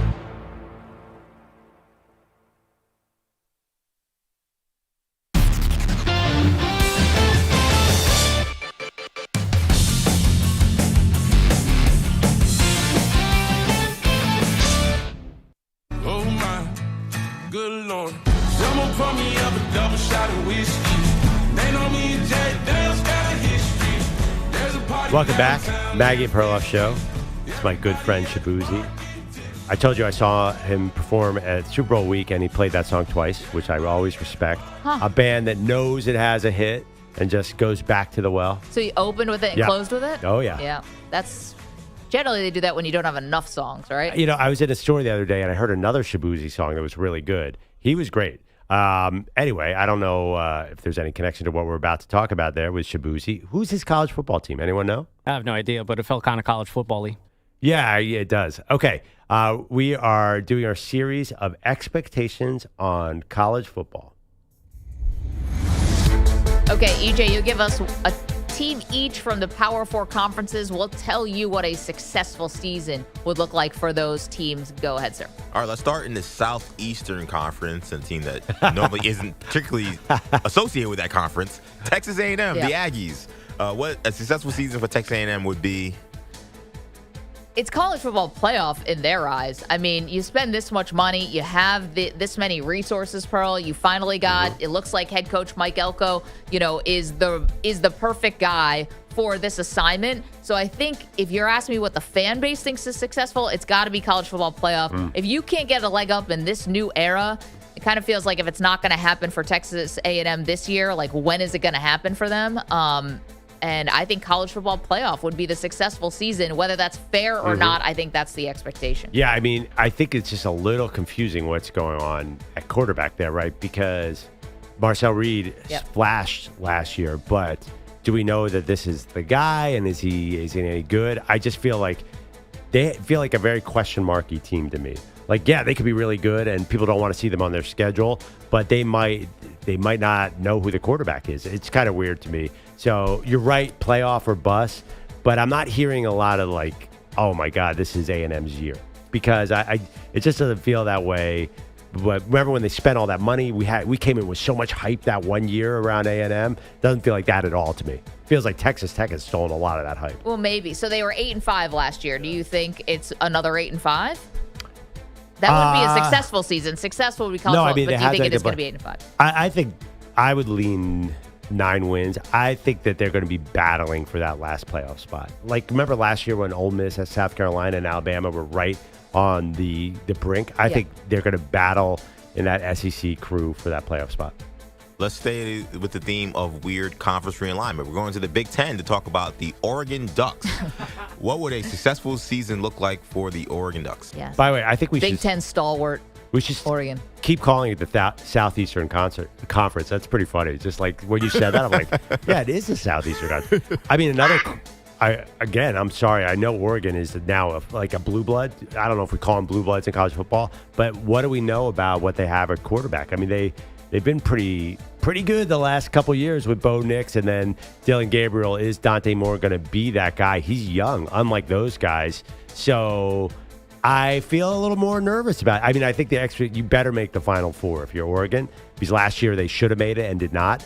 But I feel a little nervous about Oregon. I don't feel as good as I did about them last year. Well, their defense is really good. So you should feel good about the defense. Ranked 6th in the country nationally. No holes, no weaknesses there. So if you're a little worried about the passing game, but what makes up for it is you're not worried about the defense. I think what a successful season would be, you got to make the final game. You got to make the championship game. That might seem a little rich, maybe Final Four, people will be excited about, but Dan Lanning has this team. This is not a rebuild. This was a wire-to-wire #1 team in the country last year, basically, and they got smacked around by Ohio State. You have plenty here to compete. I think the championship game would be a successful season. I don't know if you're going to win it, but to make it to the championship game like we saw years ago when they played against Cam Newton. Okay, so you don't think that there's just a tick down because Dante Moore is their first young quarterback in a little while? No, because he was a 5-star. Like, it's not like they found him off the scrap heap somewhere. And by the way, Oregon can have their pick of any of these guys. Like, if they really felt like, all right, we got to go after Nico Iamaleava last minute, or someone, if they didn't like what they saw from Moore, they have the money and resources and the credibility to change it. And they didn't. My only problem with Dante Moore is, right, he was originally at UCLA. That football program has so much stink on it that, like, I actually think less of him. And same with Nico. That I don't know. Again, an unknown. I mean, you at least say there's definitely an unknown here. So where I love Dan Lanning. I think he's a great coach. But I feel like I say Final Four is great because they have a young QB. And that would be like, wow, this guy's a hit. When you say Atlantic Coast, we all think Kentucky, right? Let's go to the ACC to talk about Louisville, some old school conference realignment. A successful season for the Louisville Cardinals would be? I'm not really a Miller Moss believer. So with that in mind, I'm fading Louisville a little bit. I think successful season is 9 wins, 8 wins, 9 wins. I don't think they're going to be vying for the college football playoff, Pearl. I don't think they're going to be one of those ACC teams that's in there. And I think you're looking at, 8, 9 wins. And then Miller Moss, who was so good in that game when USC beat LSU in the opener. 9 interceptions in 8 games, just not going to get it done. And he got benched with a quarterback guru like Lincoln Riley. I'm not that big on it. Successful. Give me 8-4. Bowl game. 8-4. Okay, yeah. I mean, it's again. I keep ripping the ACC. Like, you could definitely rack up wins. Then again, we didn't see Louisville come in the year that they made the ACC title game. It's true. They're just one of those programs for some reason. Tyler Shuck, right? People think of them as a.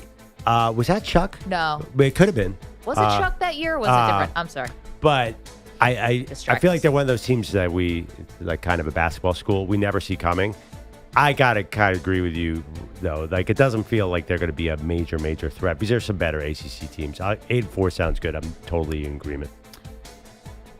And the final team we got here, again, keeping with conference realignment, the Big 12. Of course, you think of BYU. A successful season for BYU would be Punchy Utah Clapper. I'm lowering my expectations big time on this team, who probably should have been in the playoff. Starting a true freshman quarterback. Maggie, you say his name. Bear Bachmeier. Yeah, and he's throwing to his brother, who is a wide receiver for BYU, and his name is Tiger Bachmeier. So you got Bear throwing to Tiger. Respect what the parents are doing there. How old is he? Is he 18? Here's why I'm obsessed with this. He's the first true freshman ever to start at BYU, which was for a long time quarterback U. How is that possible that all the superstars at that program never started as a true freshman? I don't understand it. They had the Detmer brothers. They had Jim McMahon. They had Steve Young. They had Mark Wilson back in the day. None of those guys started as freshmen. And this guy, Bear Bachmeier, is it's a chosen one. A little out of necessity because, he won the job. They brought in a couple of guys, but obviously Jake Retzlaff left to go to Tulane. And that was a really dicey situation. He was going to be suspended for 7 games for violating the code of conduct at BYU. And so this was like a 3-way competition. They brought in guys from the transfer portal, and Bear Bachmeier is the one who won it. I'm not that obsessed with this. Like, you said all these great quarterbacks went to BYU. It was a long time ago, though. I think they were just not doing it that way back then. Like how they weren't, giving guys water, and they were running like 4-a-day practices. Wait, what do you mean? Like, I just don't think they were starting freshmen back in Steve Young and Jim McMahon's day. Yeah, no, you absolutely could be right. But, like, Steve Young gets to campus, like, and these guys didn't serve missions. I don't think any. Maybe the Detmers did, but none of them. A lot of them weren't even Mormon. McMahon famously was a Mormon. No. So I don't know. Like, Jim McMahon was so talented. Like, who beat him out as a freshman? Unless there were so many good guys in a row. And I'm also my guy Sark, obviously. Lavelle, I'm a little obsessed with what happened there. There was Lavelle Edwards, who he had Sark, and then Sark spread the word, and like they invented the spread offense in many, many ways. But you're right, it's a long time ago. I'm just surprised that Bear Bachmeier is the guy to make history here. But again, back to the original point, like, how is a true freshman going to get them to the playoffs? Successful season to me, this is the exercise, 8 wins. I know it is the Big 12, so you kind of feel like everyone has a chance, and they do have a very good team. But again, it's the same limitations I said about Michigan. I said 8 wins for Michigan. You're like, how could that be? I'm like, well, they're starting a true freshman. And even if they are highly touted, that's a tall assignment. But I think Michigan's different because they don't need anything out of their quarterback. You know, they can win by handing the ball off 24 times in a row, as we know famously. I think BYU would need a little bit more. I'd sort of forgotten the situation that ended up with Bear Bachmeier. Yeah. Could they have gotten in the transfer portal, though? They did. They actually brought in 2 guys from the transfer portal. The second transfer portal, though. And Bachmeier beat him out. But I think that they didn't really have, it was a little late, right? By the way, did they get the number 1 recruit coming up? Because I know that there's a lot of money coming into the BYU program. Well, they got him in basketball. A.J. DeBonta in basketball. No, Did they win football, too? I think they got if not the number 1, very close to the number 1. Because, there's this Utah sports revolution. I don't know. They're going to have a baseball team soon. Got hockey now. Yeah, they're definitely like a team on the rise. But I think you're right. I think that quarterback instability is going to knock them down a little bit this year. I mean, every Olympian basically lives in Utah now. This is our best, our brightest, our finest, our everything. Utah? Dude, this is where all the healthy people are living, Vinny. I don't think this is what's up your alley right at the moment. But I think when you want to go clean living, when you're ready, Utah's calling your name, pal. Sorry, this I'll guy. think about it. Ryan Lyons, right? Ryder Lyons, sorry. Which is a great name. He may not be number 1. He's a 49 overall recruit for 2020. He's the highest recruit they've ever gotten. That's a great name. Ryder Lyons. I'm sorry. Bear Bachmeier, also a great name. If you're going on names, these guys are pretty much destined for success. What's Elephant doing nowadays? How about Puma? I don't know if they have other siblings that also have... probably cousins. Yeah, animal names. They're also probably nicknames, I'm assuming. Bear and Tiger versus 100 Gorillas. Taking Bear and Tiger. The Gorillas. I'm taking the Gorillas. And do they have an offensive line, though? Let's get to Gordon Damer, who's got the latest headlines for us. Good morning, Gordon. Good morning. So many teams making moves when it comes to quarterbacks. How about the Rams? Matthew Stafford, second straight day of practice for them. Still no indication, though, where he stands for week 1. But Sean McVay taking a page out of the playbook of Confucius when he says YOLO. I think we're just taking it a day at a time. And I mean that too, because what I'm not going to do is sit here and go back and forth every single day. I don't think that's fair to anybody involved. That's not it's not accurate with what's going on with the situation either. And so we're trying to get our hands on it. We're trying to do right by the player number 1 and our team. And so it was good to be able to have him out there today. This word salad from McVay, it's like he's got to be blacked out. Like I bet if you asked him right after, what'd you just say, Vic? What'd I say? I bet he doesn't even know. It's a superpower that all good coaches have, where they can say a bunch of words that sound like they mean something. When he's got, like Russell Wilson, though, he changes his cadence when he's BSing everybody. He starts talking a little faster. Yeah. Like we all know Russell talk. Like Russell could be genuine and that was a great movie. What do you think of your backup quarterback? Well, we're all just trying to win the game and blah, blah, blah, blah, blah, blah. And Sean McVay was doing that there, right? I mean, that's not who Sean McVay is. He said doing daily updates would be inaccurate. Like, that doesn't even make sense. And he just said, we're taking it one day at a time, but giving you daily updates would not be accurate. It's like, dude, what are you even saying? I think the tell is when someone's really telling the truth, or they their octaves go up. Yeah. How you doing? Great. Yeah. What are you talking about? Everything's fine. He also said to make a decision now about week 1 would be putting the cart way before the horse. Yeah, it's a week. Cliches. It's 2 weeks away. Yeah. But by the way, did anyone else see Matthew Stafford clips of him running around in practice be like, well, I'm not fading the Rams anymore, because he looks like a stud. He looks fine. He looks totally fine. But, backs are tricky. They're messing up everybody's predictions, because if we knew he was healthy, then of course we would be looking at the Rams. But how can you pick the Rams to do anything with not knowing and the coach not telling us anything? I'm telling you, another thing breaks right for the 49ers. The 49ers, who were snake bitten last year, now get this beyond easy. As easy as an NFL schedule will get, they've got the easy schedule. I know they've had some injuries and stuff too. Well, yeah. But another one bites the dust. Like, if the Rams are not a legit contender, if Matthew Stafford is hurt, and even with, Jimmy Garoppolo or Stetson Bennett, I don't think you could say they're Super Bowl bound. And then who knows what's going on with Seattle, and who knows what's going on with Arizona. Once again, things breaking right for the 49ers. Good for them. I would say, first of all, I don't know if I agree with that because Pooney got hurt the other day. Like, that's a major thing. Like, he's questionable for week 1. I saw Mac Jones hurt his knee yesterday. How does Mac Jones hurt his knee? Who cares? They're playing nobody. It doesn't matter. Like, their backups will be able to win half these games. There is only they have one kryptonite, and that is injuries. If they go, and Ayuk's not playing. That's the other thing. Like, if they have an injury. Though. He's coming back like week 6, week 8. Didn't they say that? Great. I mean, we're getting a speed position back week 6, week 8. I just worry about the 49ers and injuries.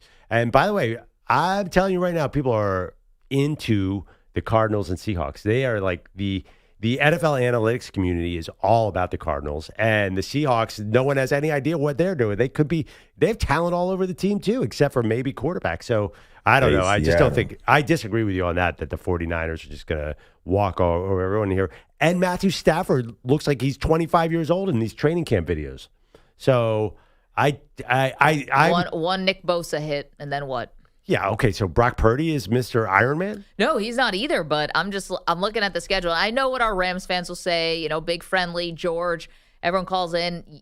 You could still win with Jimmy. You can still win with Stetson Bennett. Yeah, but none of those other teams. It's going to be harder. The Cardinals and the Seahawks, so everybody's got the easy schedule this year, the whole division. The whole division is going to be really good. In fact, you could get 2 or 3 wildcard teams because they all have, is it the NFC South and the AFC South? They're all going to collect wins. It's going to be that might be an underrated, really good division. Like, the wildcard teams to me are going to the NFC North. See, I wonder if the NFC West is going to compete with the NFC North for those wildcard spots. I actually think that you could get multiple playoff teams out of there. Not like last year, it was just the only way to get in was winning the division. I think they might be better this year. I think you get 1 or 2 teams. Gordon, what else you got? The Rams will be at the 49ers will face the Rams when Matthew Stafford's already out for the season. So that makes their schedule even easier. Last hour, I said the Yankees were the only team to hit 9 home runs in a game, and they did it twice. I'm not sure what I said, but you're to Sean McVay clarify what it actually, the Blue Jays in 87 hit 10 home runs in the game. That's the major league record. Yankees have hit 9. That's second, obviously, because that's how numbers work. 9 home runs is the franchise record. Record, but now they've done it twice. So I hate to do this, but yes. Clarify implies that you didn't just make an outright mistake last time. Correct would probably be a better word in this situation. I'm not exactly sure what I said last hour. It's a long time ago. Mistakes were made, Andrew. Like an hour, 60 minutes. It's not about pointing out flaws of other people here. We're all on one team. Like A-Rod, we're young and stupid. So, Gordon, I'm so sorry. No, it's okay. No, my favorite is this actually just had the 5-year anniversary the other day, was Tom Brenneman gets caught on the hot mic saying he's something very homophobic. And then 3 innings later, he's like, that's not me. That's not who I am. It's like, it was who you were 90 minutes ago. It's still you. And a deep drive. If Tom Brenneman said, I want to clarify my comments, we would have had an issue with that particular word. I'm just going back to the 1987 Toronto Blue Jays. Was Ernie anyone else? Witt hit 3 home runs in that game. George Bell had 47 on the year. Yeah, George Bell was nice. the 80. I think he was the MVP in 87. Yeah, he had 134 RBI. There you go. Well, the Reds also hit 9 home runs in a game in 99. Aaron Boone led off that game for the Reds. This thing all ties in together. Yankees the only team to do it twice, though. That is still true. Are you going to come back? Clarify. Are you going to come back in hour 3 and be like, actually, in 1968, the Orioles hit 14 homers a game. Every hour is the number going to go up? No, I'm locked in. I'm all over it now. You know who also is all over it? Aaron Boone. Second time this season you guys have hit 9 home runs. We hit 9? Yeah. When, as someone who's been around the sport as long as you have, just how do you wrap your head around not only happened to you once, but twice in one season? Wow. Yeah, he didn't even know they hit 9 in the game, and he was at the game. Does he See how hard this is? This is not easy to do, Andrew. He's got one of the best seats in the house, and he doesn't know that his team hit 9 home runs. Aaron, please watch the game, brother. No, this is what I think he got hung up in the way that guy asked the question, because Perloff always gets mad at me when guests come on the show and I call them legends or icons. And it makes them feel old. They get mad at you. Well, they get mad, and then you point it out. But that question was for someone who's been around the game as long as you have, is basically calling them old. You got under his skin. But you speak Aaron Boone. Like my reaction was like, he didn't know how many home runs the team hit. What's going on here? I think he's got a crisis now on the front burner with this whole. What did he say about Aaron Judge's arm, and then what did Judge say back to it? Now they hit 9 home runs, so obviously everything's okay. But Judge has hit one really far. Right, he's back, right? Yeah, he's back, but his arm is not as like he apparently the throws from the outfield are not. He's not loose. He's only able to DH He's DHing right now. They're not Aaron Judge caliber. And he's got a cannon, and so Aaron Boone was like, "Yeah, he's not going to be able to throw like how he used to all year." And then Judge came out and said, "How did he know? He hasn't seen me throw in 2 weeks." You don't know me. You don't know me. I'm not nervous at all. Then I said, exactly. I was thinking these teams need 2 or 3 DHs now, especially the Blue Jays, because Vlad Guerrero's trying to do splits at first base. I know. And they have a really good DH because I think it's Springer, right? And he's hot. Yeah. So, like, this is interesting to me. Got like, back, when Vlad Guerrero Jr. got hurt, I'm like, well, why is that guy playing in the field? Like, great hitters should be DHs, but you only get one. I said, you don't know me. And he said, you don't know me. And then I said, exactly. Basically what Aaron Judge said yesterday. Blue Jays dodged a bullet with that Vlad thing, by the way. Only okay? Inflammation, they said, which I was like, inflammation made him come out of a game? An inflammation of what? His hamstring. Hamstring inflammation. I know. I'm just it feels like everybody, remember last year was Achilles? It feels like everybody's hamstring is screwed up right now. We should probably take some creatine. It'll probably help. You don't think Vlad's taking something? Creatine, absolutely. Right, Pearl? Actually, creatine. By the creatine way, only.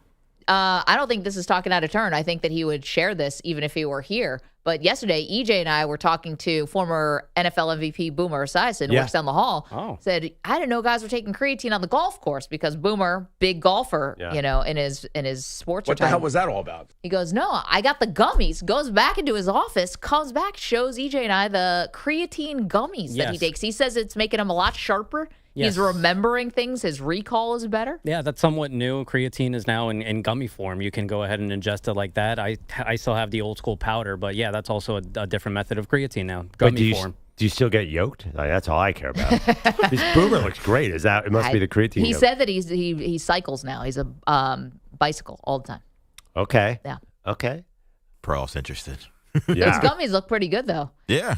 Anything in gummy Anything form, really. gummy. But I gotta be honest, like careful with what gummy package you grab. Yeah, though. if you go to a Good golf point. course now, I'm sure there are another kind of gummy that is everywhere. Yeah, bro. You hit the 6th hole, and all of a sudden you're in outer space. Like I don't think that was creatine. Why do they keep fighting then? Shouldn't they be chill? All these fights in the golf course you guys talking about? It's the combination of the 17 drinks that they also have. I can't walk down any street in New York without passing 7 people openly smoking pot. I know I keep complaining about this, but it's everywhere. Who smokes anymore? It's the gummies is the thing. Everybody, That's what we're talking about. Apparently. You drive around, especially in New Jersey, you're just driving.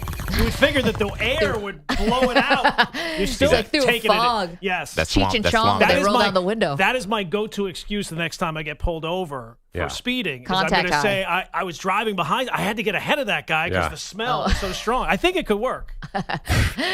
Officer, let me clarify this number. It said 87. Yankees hit 8 home runs. Let me clarify this number. It said 87, but I was driving 53 before. Exactly. Mets, and that's the highest I've ever gone. Exactly. Mets won last night. Reds won last night. So Mets still up by 1 game for the final NL wild card.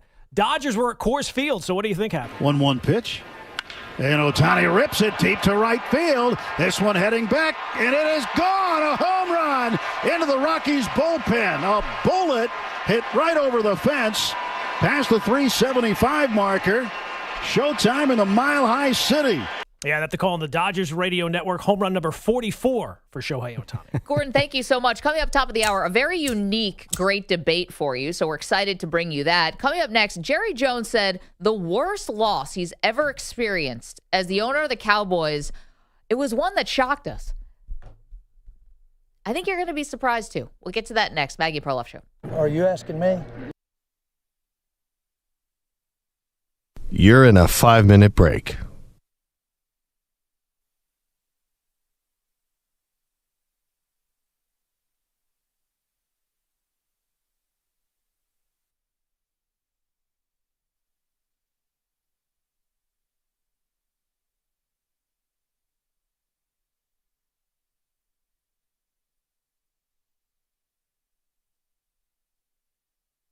4 minutes, 30 seconds remaining.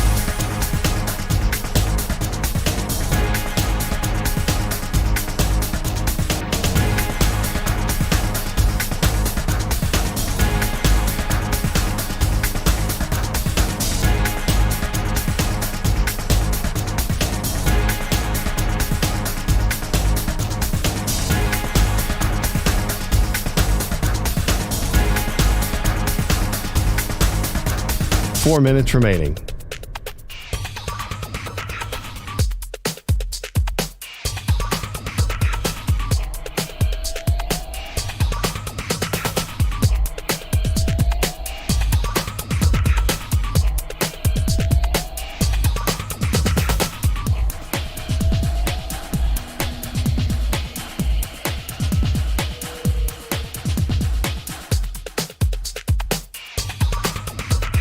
Three minutes, 30 seconds remaining.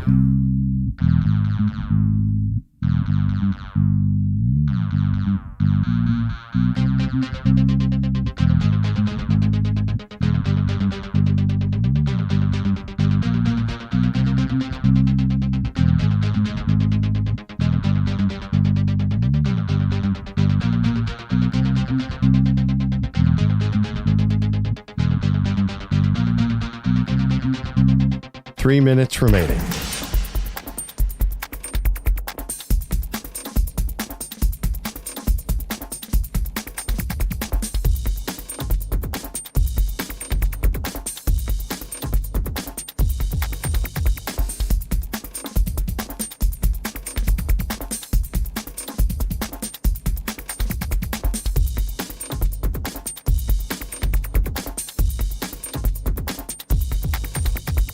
Two minutes, 30 seconds remaining.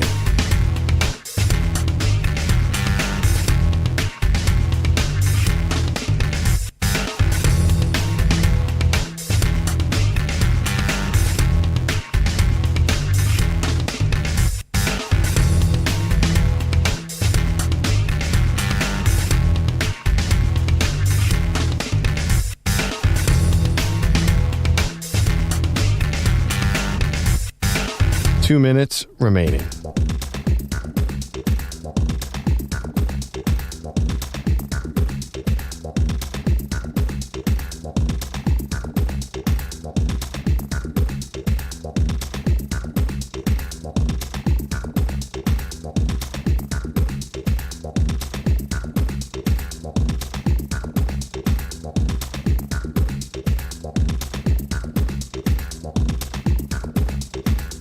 One minute, 30 seconds remaining.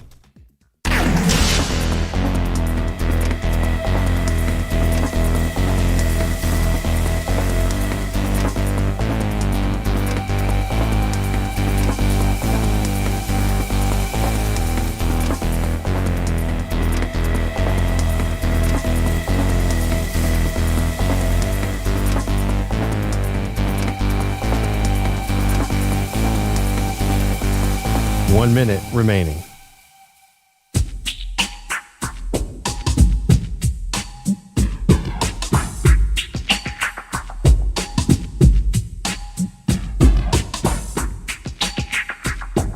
.45 seconds remaining.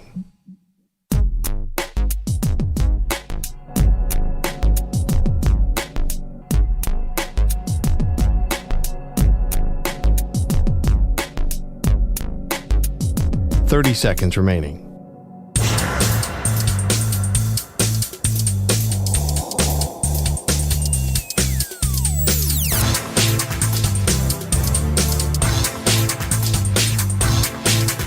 .15 seconds.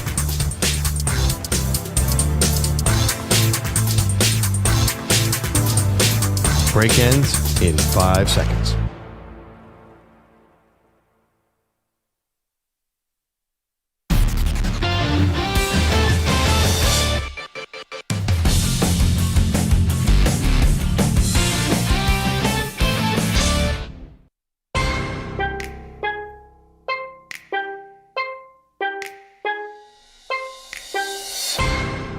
Welcome back. Maggie Gray, Andrew Perloff, Soldier Boy. Okay, we were a little surprised by this. Jerry Jones, you've heard of him, Oh, yeah. Talking about, was this from his documentary, guys? Was this from the Netflix doc? Okay, getting the thumbs up there. So the Netflix doc dropped yesterday. It's 8 episodes, all about Jerry and the Cowboys in the 90s. It's a huge nostalgia bomb. We went back through some of the best moments from episode 1. I've watched 1 episode. Perloff actually got through 3 episodes. But this caught our ear. Jerry Jones talking about how devastated he was by the 2023 playoff loss to the Green Bay Packers. Oh, what a home.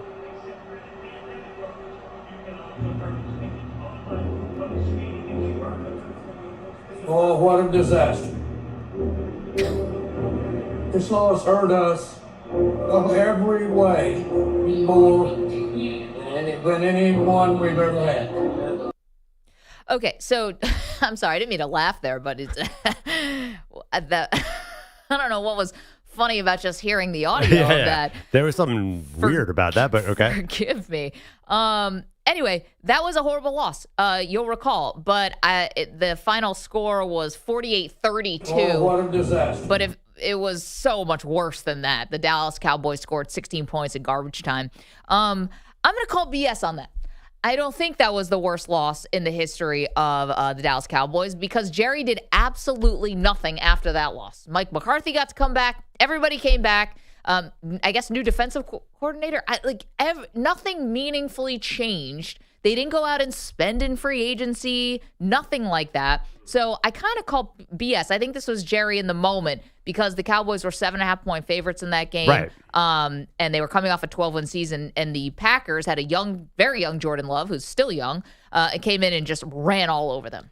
Yeah, I mean, there is some logic to it. Like, that's the worst loss. They let up 48 points. So that is the worst game they've played in the playoffs. I mean, it was crazy how bad they were.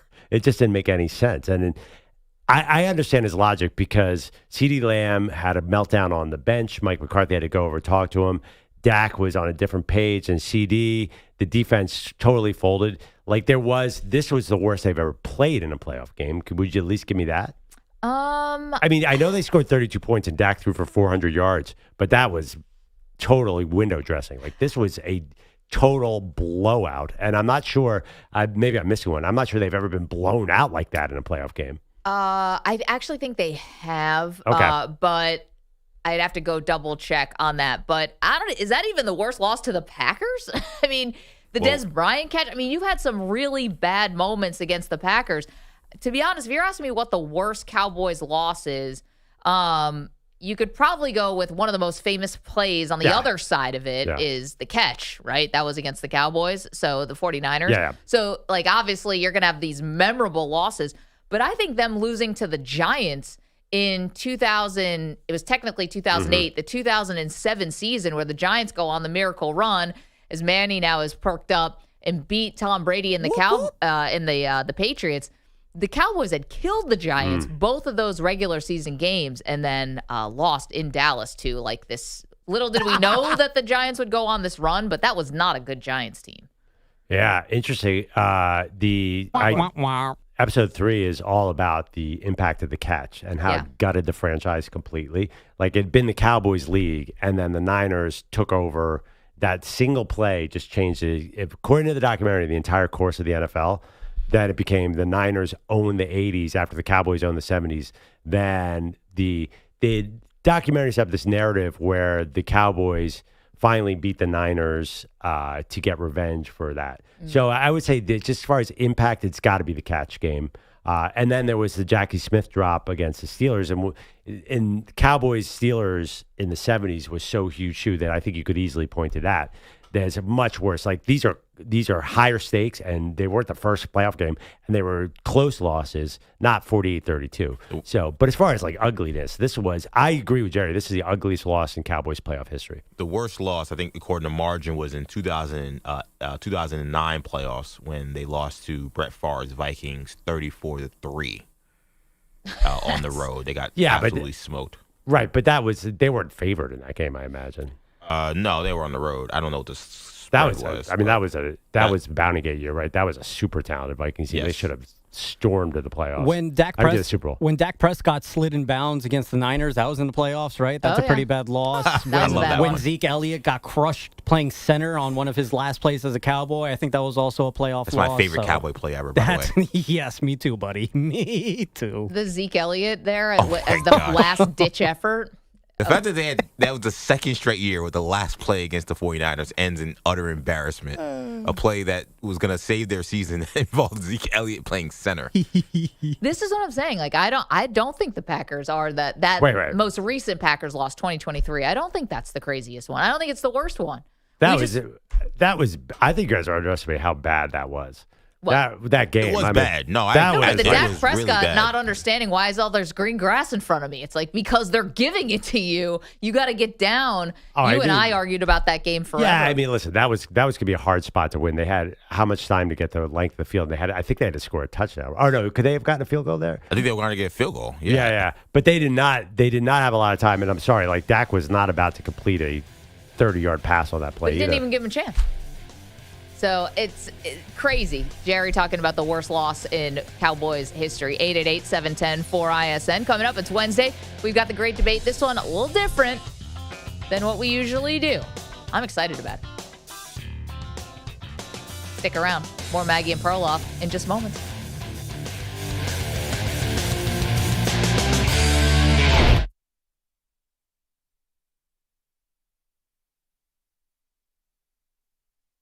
You're in a 5-minute break.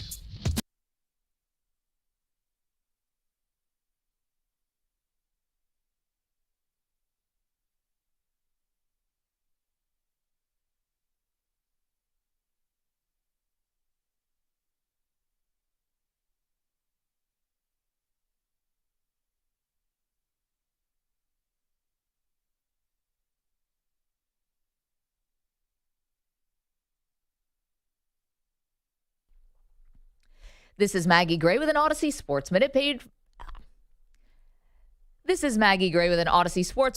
for by NHTSA. Drunk driving changes your world. Drive sober or get pulled over.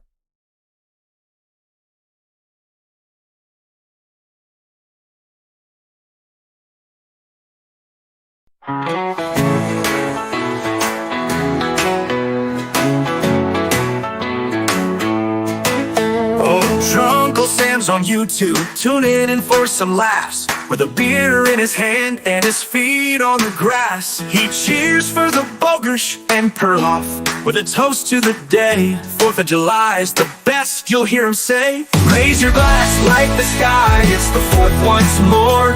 Uncle Sam's got stories that you can't ignore. From Maggie to Perloff, he's got quite the plan to celebrate freedom with a drink in his hand. Uncle of the year with a patriotic twist, watching sports and sipping brews none he's missed. He jokes and he laughs, spills some too, it's alright, 'cause Drunkle Sam's in charge of the fun tonight. Raise your glass like the sky, it's the 4th once more. Drunkle Sam's got stories that you can't ignore. From Maggie to Perloff, he's got quite the plan to celebrate freedom with a drink in his hand. On the fireworks boom and the stars are out, Drunkle Sam's still laughing, oh there's no doubt. So here's to the uncle who loves his brew. Happy 4th of July from the YouTube crew. So watch with Sam, have a laugh or two. He's the life of the party, brought to you by YouTube. With Maggie and Perloff, it's always a jam. Happy Independence, cheers, Drunkle Sam.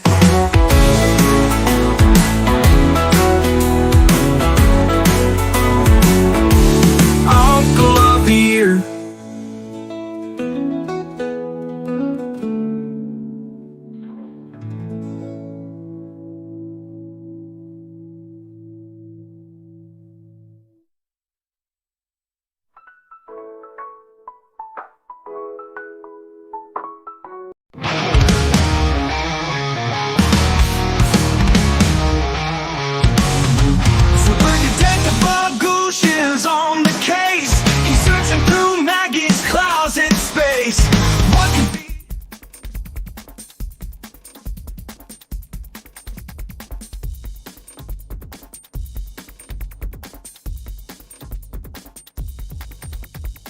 minute, 30 seconds remaining.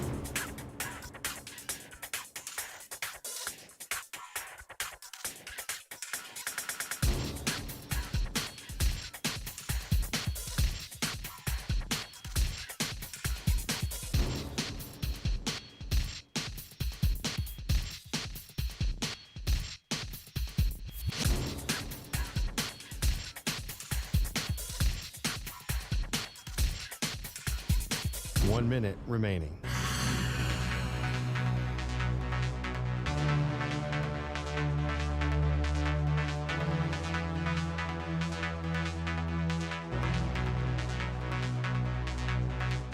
Forty-five seconds remaining.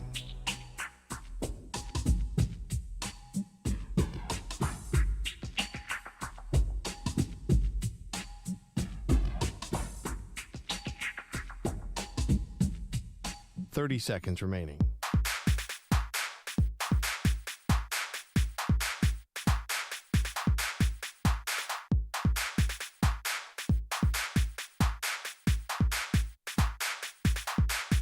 Fifteen seconds.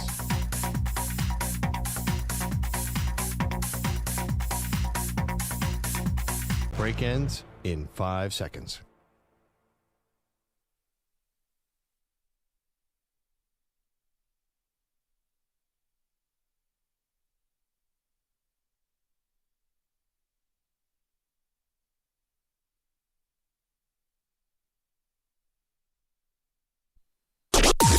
Maggie and Perloff on the Infinity Sports Network.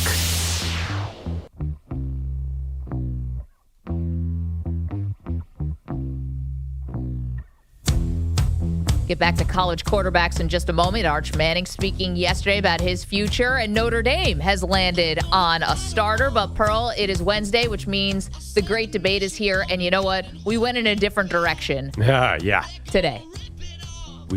This one is something that I don't think, it's funny, with a lot of these great debates, you hear it on our show on Wednesday, then you hear it somewhere else on Thursday, Friday, and Monday. This one, if anybody does this topic tomorrow, we will know they directly listened to our show. They lifted it right from the show. This one's actually been on our rundown for a while. I don't want anyone to think like, oh man, they really mailed it in of this one. It's like, no. We've been wanting to do this for months, and this was the perfect day to do it. So Manny, hit it.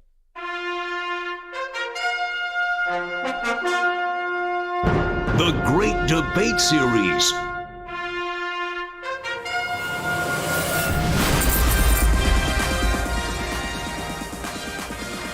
Okay. A lot of times with these great debates, Pearl, it's a gut reaction, right? Like, we'll say something like, who's the greatest college team of all time? And just your gut hits you. You're like, oh, Miami, or Oklahoma, whatever. This one I really had to sit down and think about. It was not a gut reaction. In today's great debate, what is the greatest sports sound? So not theme song. Not doing theme song. But sound. A sound you associate with sports. You want to go first?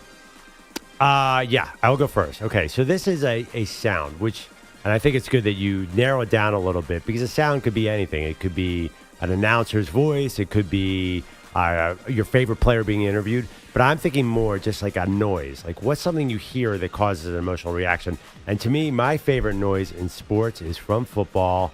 Let's take a listen to this. The Washington Commanders off the upright, and it is in!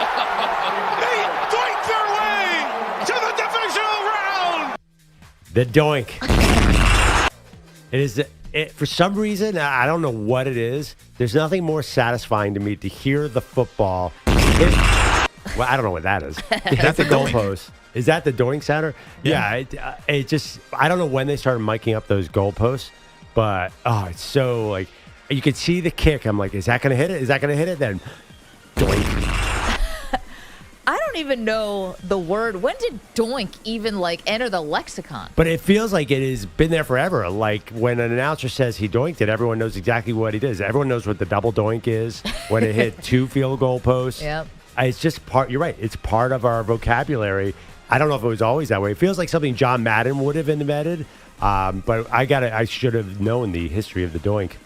I don't know who came up with doink, what's going on with doink, but it does fit. It's funny you played one where the ball actually went in. Most often it goes out.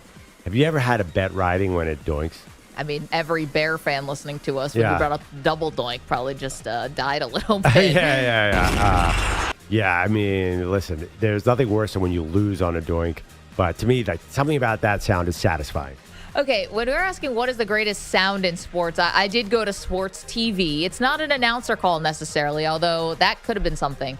To me, it's a sound that's associated with hope. You know, so often in sports, you're left picking up the pieces, Pearl. Maybe not your Philadelphia Eagles because they actually won this year, but for many of us, seasons end horribly and it's sad. But there's one time a year when everyone can be hopeful and happy, and that is the NFL draft. And this is the happiest and most inspiring sound you can hear. Oh, man. Just feel the future Hall of Famers just coming your way.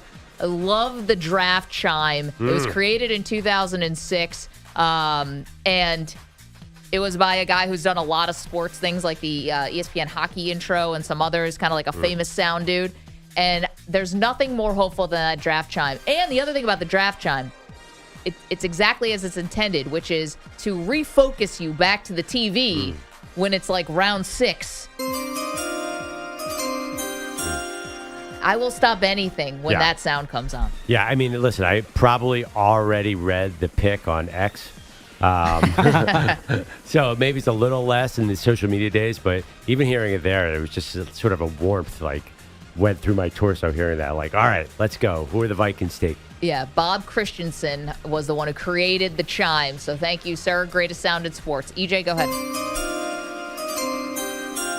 With my selection for the great debate today, which is greatest sports sound, I want to go to video games. Because I think when we think about the impact that sports can have on people, I think we lose sight of how much sports video games actually impacts folks in a great way.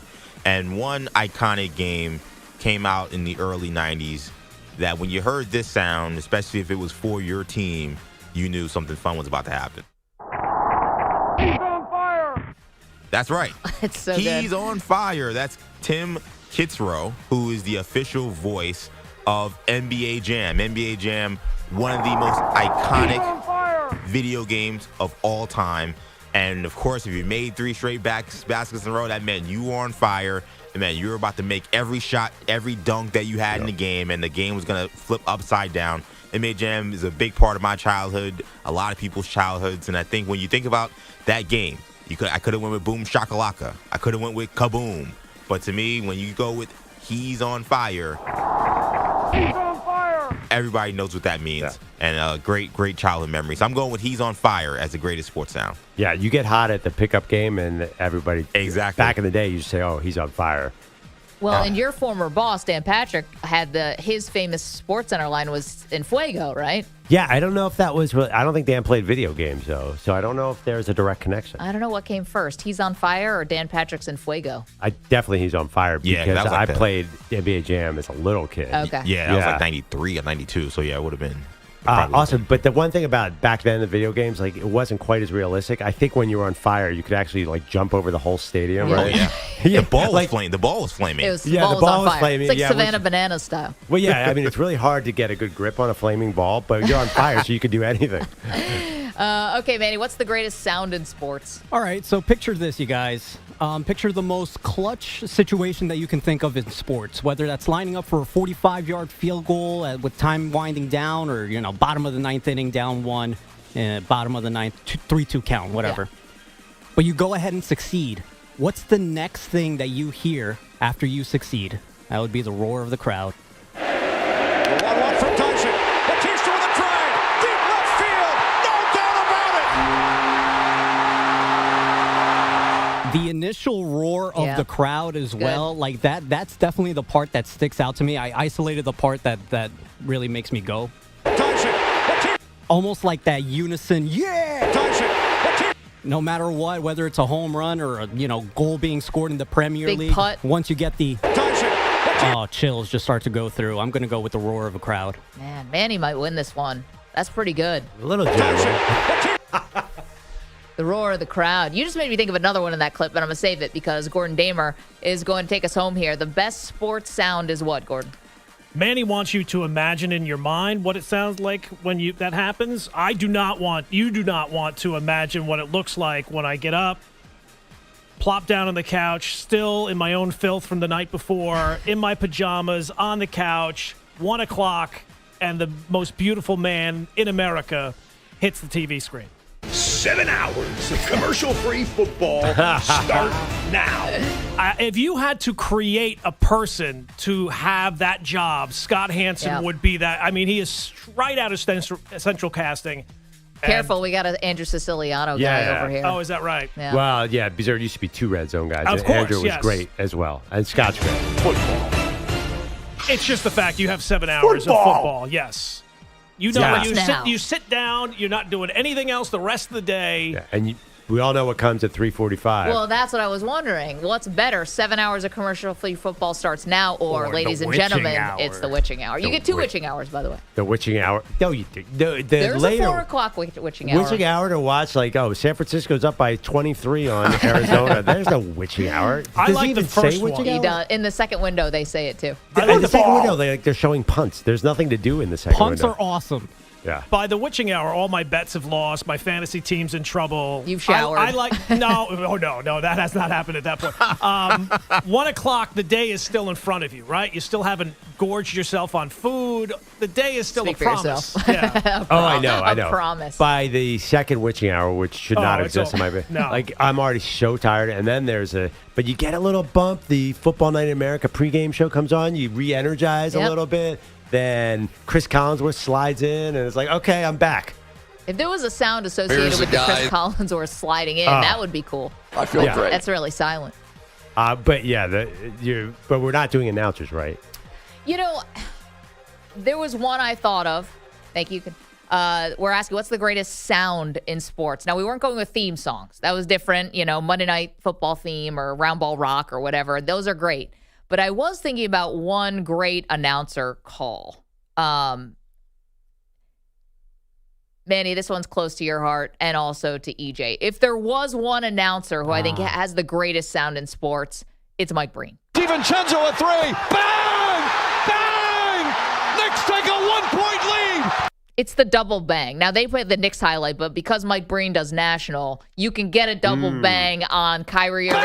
It's the Kyrie Irving in the finals against the Warriors that I think is probably his best double bang. Game 7, 2016 NBA Finals. But, you know, to be honest, the Knicks, Breen will always deliver.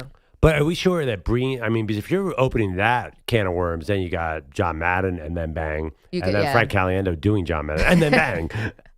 The John Madden boom. Boom, right? Or then boom. Sorry, yeah. It was bad banger. And doesn't Gus have some? I feel like anything Gus Johnson Gus says. is just yelling. Yeah. The Maserati Marv. And then, I think if you're getting announcers, then Mike Breen is huge. You're right. But I think if we go through, there's so many famous baseball calls and Hark Harrelson. And, sure. Put it on the board. Just a bit outside. And then famous. I think that might be a different great debate. That's all I'm saying. We have done greatest sports calls. Actually, I think we have done this. This is sports sounds. A little bit different. What is your favorite? What is the greatest sports sound? That is not a doink. No, that is. I've recorded a doink. How you gonna tell me he's not a doink? But it sounds like it sounds like an explosion. It sounds like a fireworks factory on YouTube, explosion. This is the loudest doink ever. It was a Patriots-Jaguars game. Wait, but it sounds like a window is breaking. It sounds like Steve Austin is coming into the ring. Listen, that's a great sports sound. The glass breaking. Yeah, that's good too. So, Manny, yours was the roar of the crowd, which is great. It's it's universal. That's so weak. Roar of the crowd? No, but hold on. When you play that highlight, I know it's not a hockey highlight, but there is a sound that's played in this highlight. Go ahead and play it. No doubt about it. It made me think of the hockey horn. The horn for a goal. That is also great. How about the noise when the ball goes in the basket and they have the little mic at the back of the rim? What is that called? Swish. The swish mic? It doesn't have to be a swish, though. It's like a Okay, but for basketball. You should patent that. You can be the originator of the shagoo. What's a better basketball sound, though, if we're just going sound? Is it the swoosh or is it the sneakers on the hardwood, which is also awesome? My best friend's girlfriend does not want to go to a basket. They want to visit New York City, but they don't want to go to. She doesn't want to go to Madison Square Garden because the sound of the sneakers angers her. It does. Yeah. Really? It's People a thing. don't It's like a trigger, that sound? apparently. Yeah. I mean, maybe it's for women. I don't know. But yeah, Andrea, like when I'm watching a basketball game, she's like, those sneakers on the floor. I gotta leave. I can't do it anymore. Oh my gosh. I'm total opposite. I love the sneakers on the floor. I'm going to stay out of this one because. What? I don't know. Do you like sneakers on the floor or no? Leaving a game because the sound of the sneakers on the floor annoys you so much? That's a bit over the top. Listen, I get noise sensitivities. I understand. I don't like the sound of Velcro. I've never had noises. Velcro, the sound of Velcro is Ripping. so. Oh, I hate that. It like makes the hair on the back of my neck stand up. Really? But the sneakers don't bother me. Like chewing tinfoil bad? Oh God. Huh? No, But that makes people really cringy. But the sound of Velcro, I've never heard anyone who's bothered by the sound of Velcro. I don't like styrofoam. Sound of styrofoam makes me cringe. I get that. Yeah. Seinfeld's dad also had the same thing, the Velcro tearing. He always hated that on the show. Frank Costanza? Yeah. I have many things in common with Frank. Yeah, I was about to say, this sounds like being scared of squirrels. Like it feels like a little over the top. It's me. You don't know what the hell you're doing. 888-710-4ISN. All right, there you go. Great debate for today. A little different. What is the greatest sound in sports? Again, not a theme song, nothing like that, but just pure sounds. We're radio people after all. What do you got for us? 888-710-4ISN.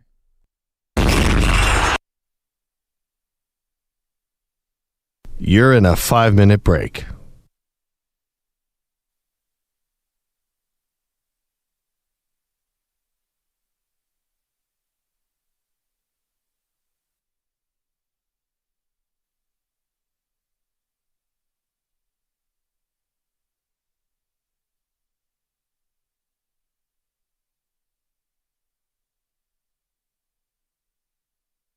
Four minutes, 30 seconds remaining.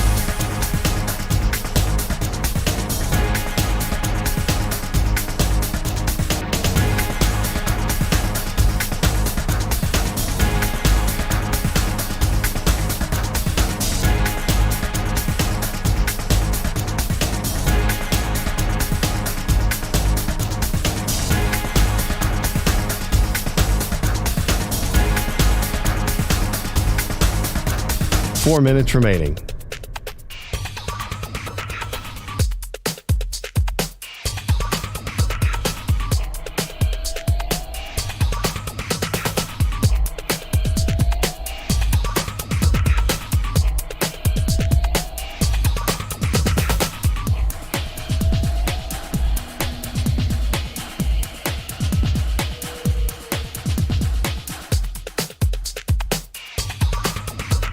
Three minutes, 30 seconds remaining.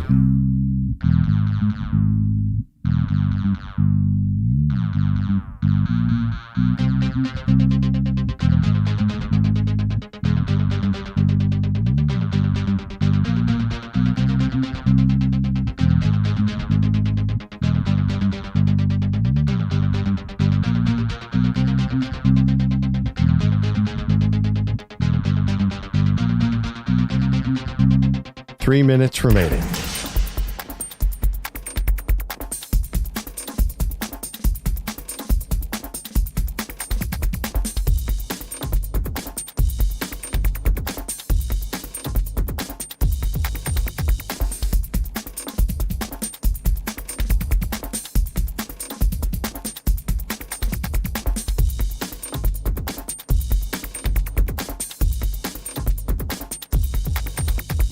Two minutes, 30 seconds remaining.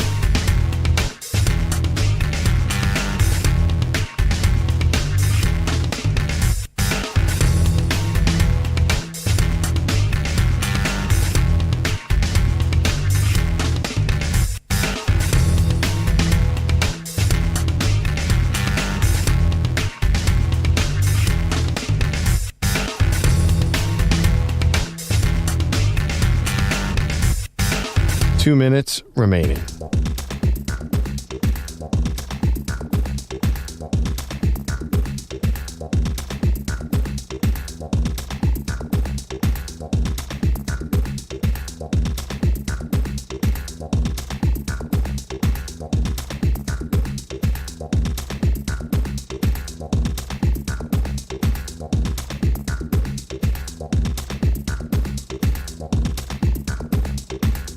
1 minute, 30 seconds remaining.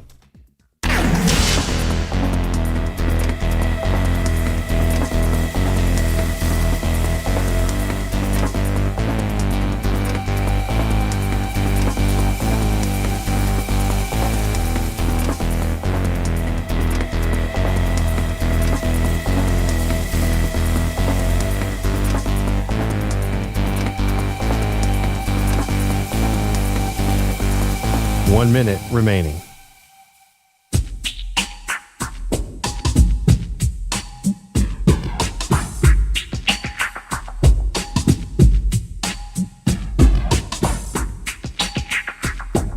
$45 seconds remaining.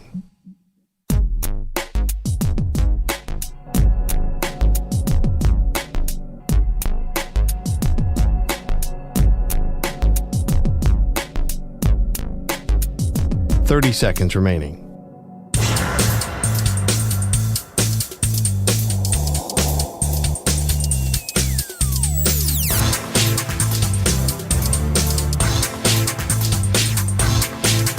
$15 seconds.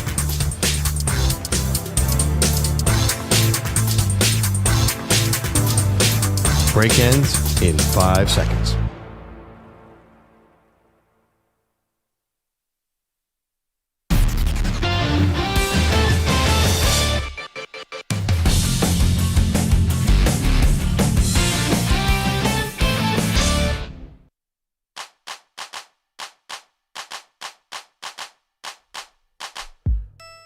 Welcome back, Maggie and Perloff Show. Great debate Wednesday. We have a super fun one today. The greatest sound in sports. Now, that can mean a lot of different things. I went with the football doink, which speaks for itself, Maggie. Yeah, I went with the chimes and the NFL draft. Do you know when the pick is in? Yep, the Love pick is it. in. It's just so hopeful. Yes, Roger Goodell's walking up to the podium. Or now anyone, like a million people. Well, yeah. But you know what? We've had a few different ones. EJ went video games with a You're on Fire from NBA Jam. Manny just went with Roar of the Crowd, which is, you know. Yeah. I'm criticizing that for being too general. But it is awesome. Roar of the Crowd. And Gordon Damer went with Scott Hansen's 7 hours of commercial-free football starts. 7 hours of commercial-free football start now. Good one. See, I think Gordon and I show you a little about, like, you know, mine is like hope, you know, because my football team, like maybe they'll draft, you know, maybe Josh Allen, right? Draft pick. You realize the turning point of the organization. I think Gordon likes the 7 hours of commercial-free football because it signifies he doesn't have to do anything for the rest of the day. Just like sit around and watch football. But mine is the actual only like pure sound. Nobody produces. This is just a sound that God made of pigskin hitting a metal bar. Like it's an actual sound. I don't know what that sounder is. Let's go to Adam, who's in Vancouver, who's got a sound we missed. Adam, what's the greatest sound in sports? I gotta go with the puck hitting a goalpost followed by the roar of the crowd because it went in. All right, we got puck hitting goalpost. Here you go. There, but Ottawa moves in. Stone fires a shot. He scores. You know, here's the thing though about hockey. What is the better sound puck hitting the goalpost and then goes in? Is it just the horn? Because I love that hockey, the horn sound, or is it skates on ice? Well, when it comes to horns, it really depends on the horn itself. Like, there are some just absolutely god-awful annoying horns in the NHL. I'm going to go with Edmonton and Calgary as probably two of the most annoying horns in the league. So it really depends on the horns. The skates on the ice is a really good sound, too, though. Wait, Adam, is there, amongst hockey fans, is there like a universal, this stadium has the best horn? Because I'm thinking Pittsburgh has a great horn. Pittsburgh's got a good horn. As much as I hate to say it, being a Vancouver Canucks fan, the horn in Boston is really good. It's all over the place as far as which horns are awesome and which ones are annoying. Like I said, I myself have like Edmonton and Calgary are the two I hate the most. Kind of great Along on you. with Anaheim. That duck horn in Anaheim is really annoying too. Adam, thank you for the call. You're right about this, though. There are different horns, and some do hit different than the others. Wow. I can do an hour on this. This is fascinating. Wow. Oh, wow. I did not know. Apparently, Chicago's got a B- on their horn. What are we talking about here? Thank you, Adam. If you know, you know. Big Easy is where else? New Orleans. Big Easy, what's the greatest sports sound? Good morning, Maggie and Andrew. I just want to give you my perspective, the 50 and above club. For me, I believe it was ABC Sports. It was Al Michaels. And when you heard "and the agony of defeat," you know that guy, whatever sound he's making, he's screaming because he just broke everything on his body. That's the sound I have. I love the show. I'm gonna hang up and listen, but I love the show. And good morning to everybody. Oh, thanks, Big Easy. That is funny. Yeah, the thrill of victory, the agony of defeat, and you knew it was a skier who was going 100 miles an hour, who was about to lose everything and break every vertebrae. Oh gosh. Let's go to David. Is in California. The greatest sound in sports. What is it, David? You know, I don't know if this falls under the theme song category, but the da-na-na, da-na-na, sports in the top play. It's iconic. It is. It's our competitor, which is funny that we're playing it, but it is iconic. It's not. Is that just top plays? That's just the Open at Sports Center too, right? It's the Open, yeah. Da-na-na, na-na-na. Mm-hmm. Okay. Yeah. So you think about it, and on any practice field or any game, we got youth sports, any type of rec sports, anybody makes a play, you hear that. Someone's saying that in the background. David, you're so right. It's iconic. Thank you for the call. Everyone knows the da-na-na. Well, okay.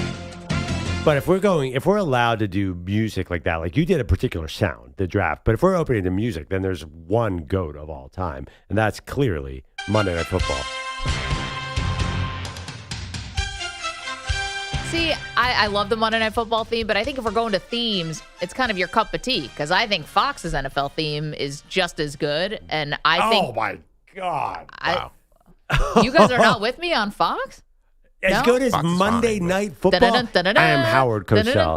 That Fox's theme is great. Oh my God, I'm still taking Monday Night Football over the Fox. Really? Oh, Maggie, indubitably. Gary Payton on your Oregon Mount Rushmore. You do not want to. In fact, we might want to use the dump button on this one. This will not go over well. It already got dumped. All right, put the poll question up. What's the better? I don't know. You want that poll up, Maggie? I don't know about that. All right, fine. Then I'm the weirdo. I'll be honest. I usually don't call for callers, but I feel like Adam from Georgia actually has the only one that could even be in a conversation. Okay, Adam, go ahead. What do you got? CBS Saturday 3:30 college football. Greatest theme song ever. Just inject it. Oh, I love it.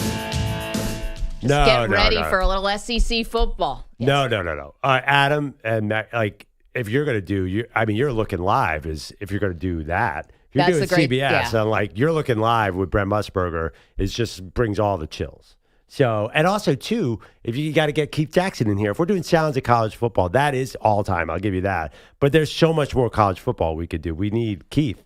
Yeah, that's a good point, Adam. I'm kind of with you on this one though. I do love that 3 o'clock CBS, just Gary Danielson right into the biggest vein I have in my arm. I just think that we have to go back. Maggie's but it's not as good as the Fox song. What do you want, the robot too? Cletus? Cletus, I do want Cletus. It's Monday Night Football. Chris is in Vancouver. Chris, what do you have for us? Greatest sports sound. What is it? Well, I'm actually here to troll Manny. He actually picked a clip, a roar of the sound of the 2025 AL East leading Toronto Blue Jays home crowd. God bless you, Manny. My main sound was the Stanley Cup playoffs. You hear a post slap shot, doesn't go in. That's awesome. But I also have my most hated sound, if I can throw this in there. Yeah, sure. When somebody yells, "Get in the hole," and it's a 450-yard par Chris, 5. I want to punch that guy in the face. I want to punch him in the face. Thank you, sir. No. Don't say you're sorry. You're 100% right, and I'm glad you said it. I wasn't thinking about worst sounds in sports, but Chris just nailed it. Mount Rushmore, all 4 in 1. get in the hole guy sucks. Sir, go home. Just off a drive on a par 5. Just stop, dude. It's funny to say, haha. It's just stupid. Still a little funny. It's not funny. It's stop being funny. A little funny. Listen, come on. It's like if you do it long enough, does it get funny again? Listen, I haven't met a fart joke that I haven't loved, and I'm saying but those are get obvious. over it. This is sort of like a little next level. How about a guy who can fill 2 different holes? Is it next level? I just think it's funny at this point because when did it become a thing? It was like 2000, early 2000s, get in the hole, and now people it's just like it's like a throwback. It's like the Baba Booey people. Yeah. Can we do bottom? So we're doing greatest sounds in sports. It's our great debate, but I have another one, Manny, number 26. This is also one of my least favorite sounds in sports. If we're gonna go the opposite, the tennis grunting.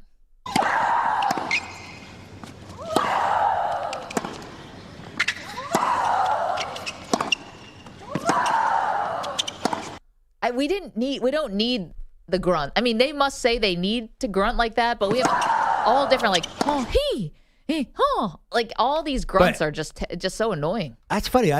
They don't bother me though. Like they're just part of the game. I didn't know they bothered you. Yeah, they do. It's so over the top, and the mics are getting better. I don't know if people were grunting in like the 60s and 70s. I don't think you needed to. Monica Seles started grunting in the 80s for sure, but before that, was Chrissy Everett grunting? Was Martina Navratilova grunting? I don't remember that. No, I mean they weren't hitting the ball half as hard either. They're like getting murdered out there. It sounds. That's more than a grunt. It's a scream. Yeah, I don't know what that would be. It's like I Know What You Did Last Summer. The men grunt a little bit too. They definitely did. It annoys me on both sides. Yeah, it doesn't bother me that much. I mean, I don't honestly watch that much tennis. But yeah, did Federer? He did not. He was not. So he was a quiet Swiss guy, right? So he must have been your favorite. Quiet as a Swiss watch. They do quiet grunts. They're more like, you know. It sounds like Wes Craven came up with that. Sorry, there are a lot of production people in the room right now. I have a question. I was watching SportsCenter last night, and when a guy hits a home run, you hear in the SportsCenter highlight, you hear the sound of the bat hitting the ball very clearly. Are they amplifying that sound in the highlight, or like this though? Yeah. No. I mean, like, I don't know. Do you think the producers play with that? Because in the highlight, it's always so clear a home run. Like, I feel like I hear a lot of bat and ball. I don't know if you'd have time to do that if you're a SportsCenter producer, because you got the highlights coming in kind of fast. Do you have time to amplify? I know our audio cuts, that's just how they come. So they might be doing something at the stadium where the mic is placed in a way so that the bat is going to, on the broadcast, so the natural sound is going to pick that up. But I know on the radio side, we are not amplifying that in any way. Okay. Yeah, I mean, because I was watching every home run, you could just hear like a beautiful, like the mic is right next to it. I guess that's how baseball is now. But the thing is that I never notice it when it's like a foul ball. I don't notice that sound. Anyway. We have a sound of an Ohtani homer, right? That's what you've been playing? Oh, that's a good one too. Very satisfying. You could get a bunch of Schwarber homers in there too if you. We're good.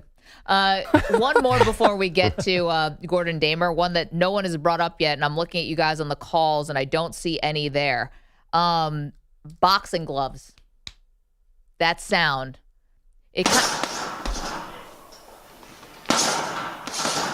Guys hitting the mitts or hitting a heavy bag. Do you find that that's a great sound? I like the speed bag. The repetition of that, I always find that that's a skill I always wanted to develop. I have not gotten around to it as of yet. I totally I'm 54 years old. I don't know that it's going to happen, but a lot of movies will go to the speed bag. Oh, it's amazing. Yeah, absolutely. But you got to start with the one hand first, like Rocky, and then you start incorporating the second, and by the end, it is very satisfying. Yeah. But usually when it's in a boxing match, you also get the guys who are exhaling as they're hitting. So it's like, or you held up. You get the gloves also have like a little bit of air in them, and that goes out when they hit someone square in the jaw. See, I feel like that proves the point that the tennis person does not need to be going, when they're if the boxer is not doing that. Well, he's wearing a mouthpiece. Still, there's not any residue of nothing.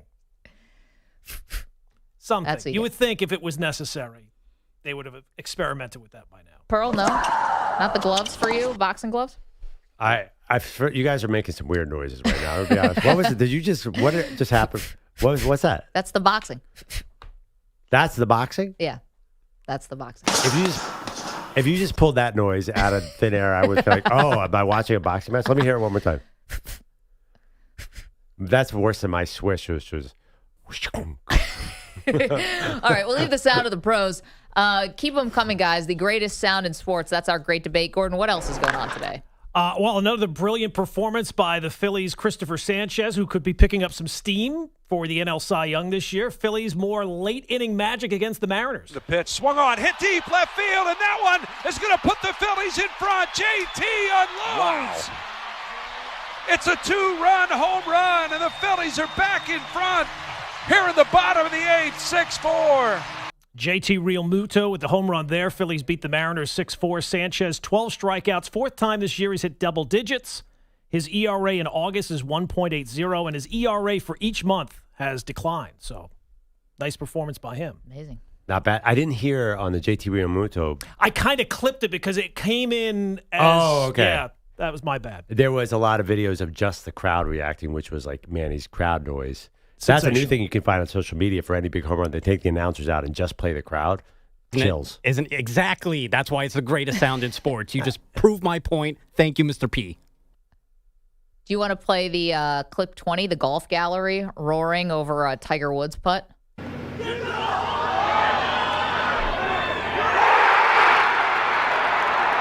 a lead. So you have to get through the obnoxious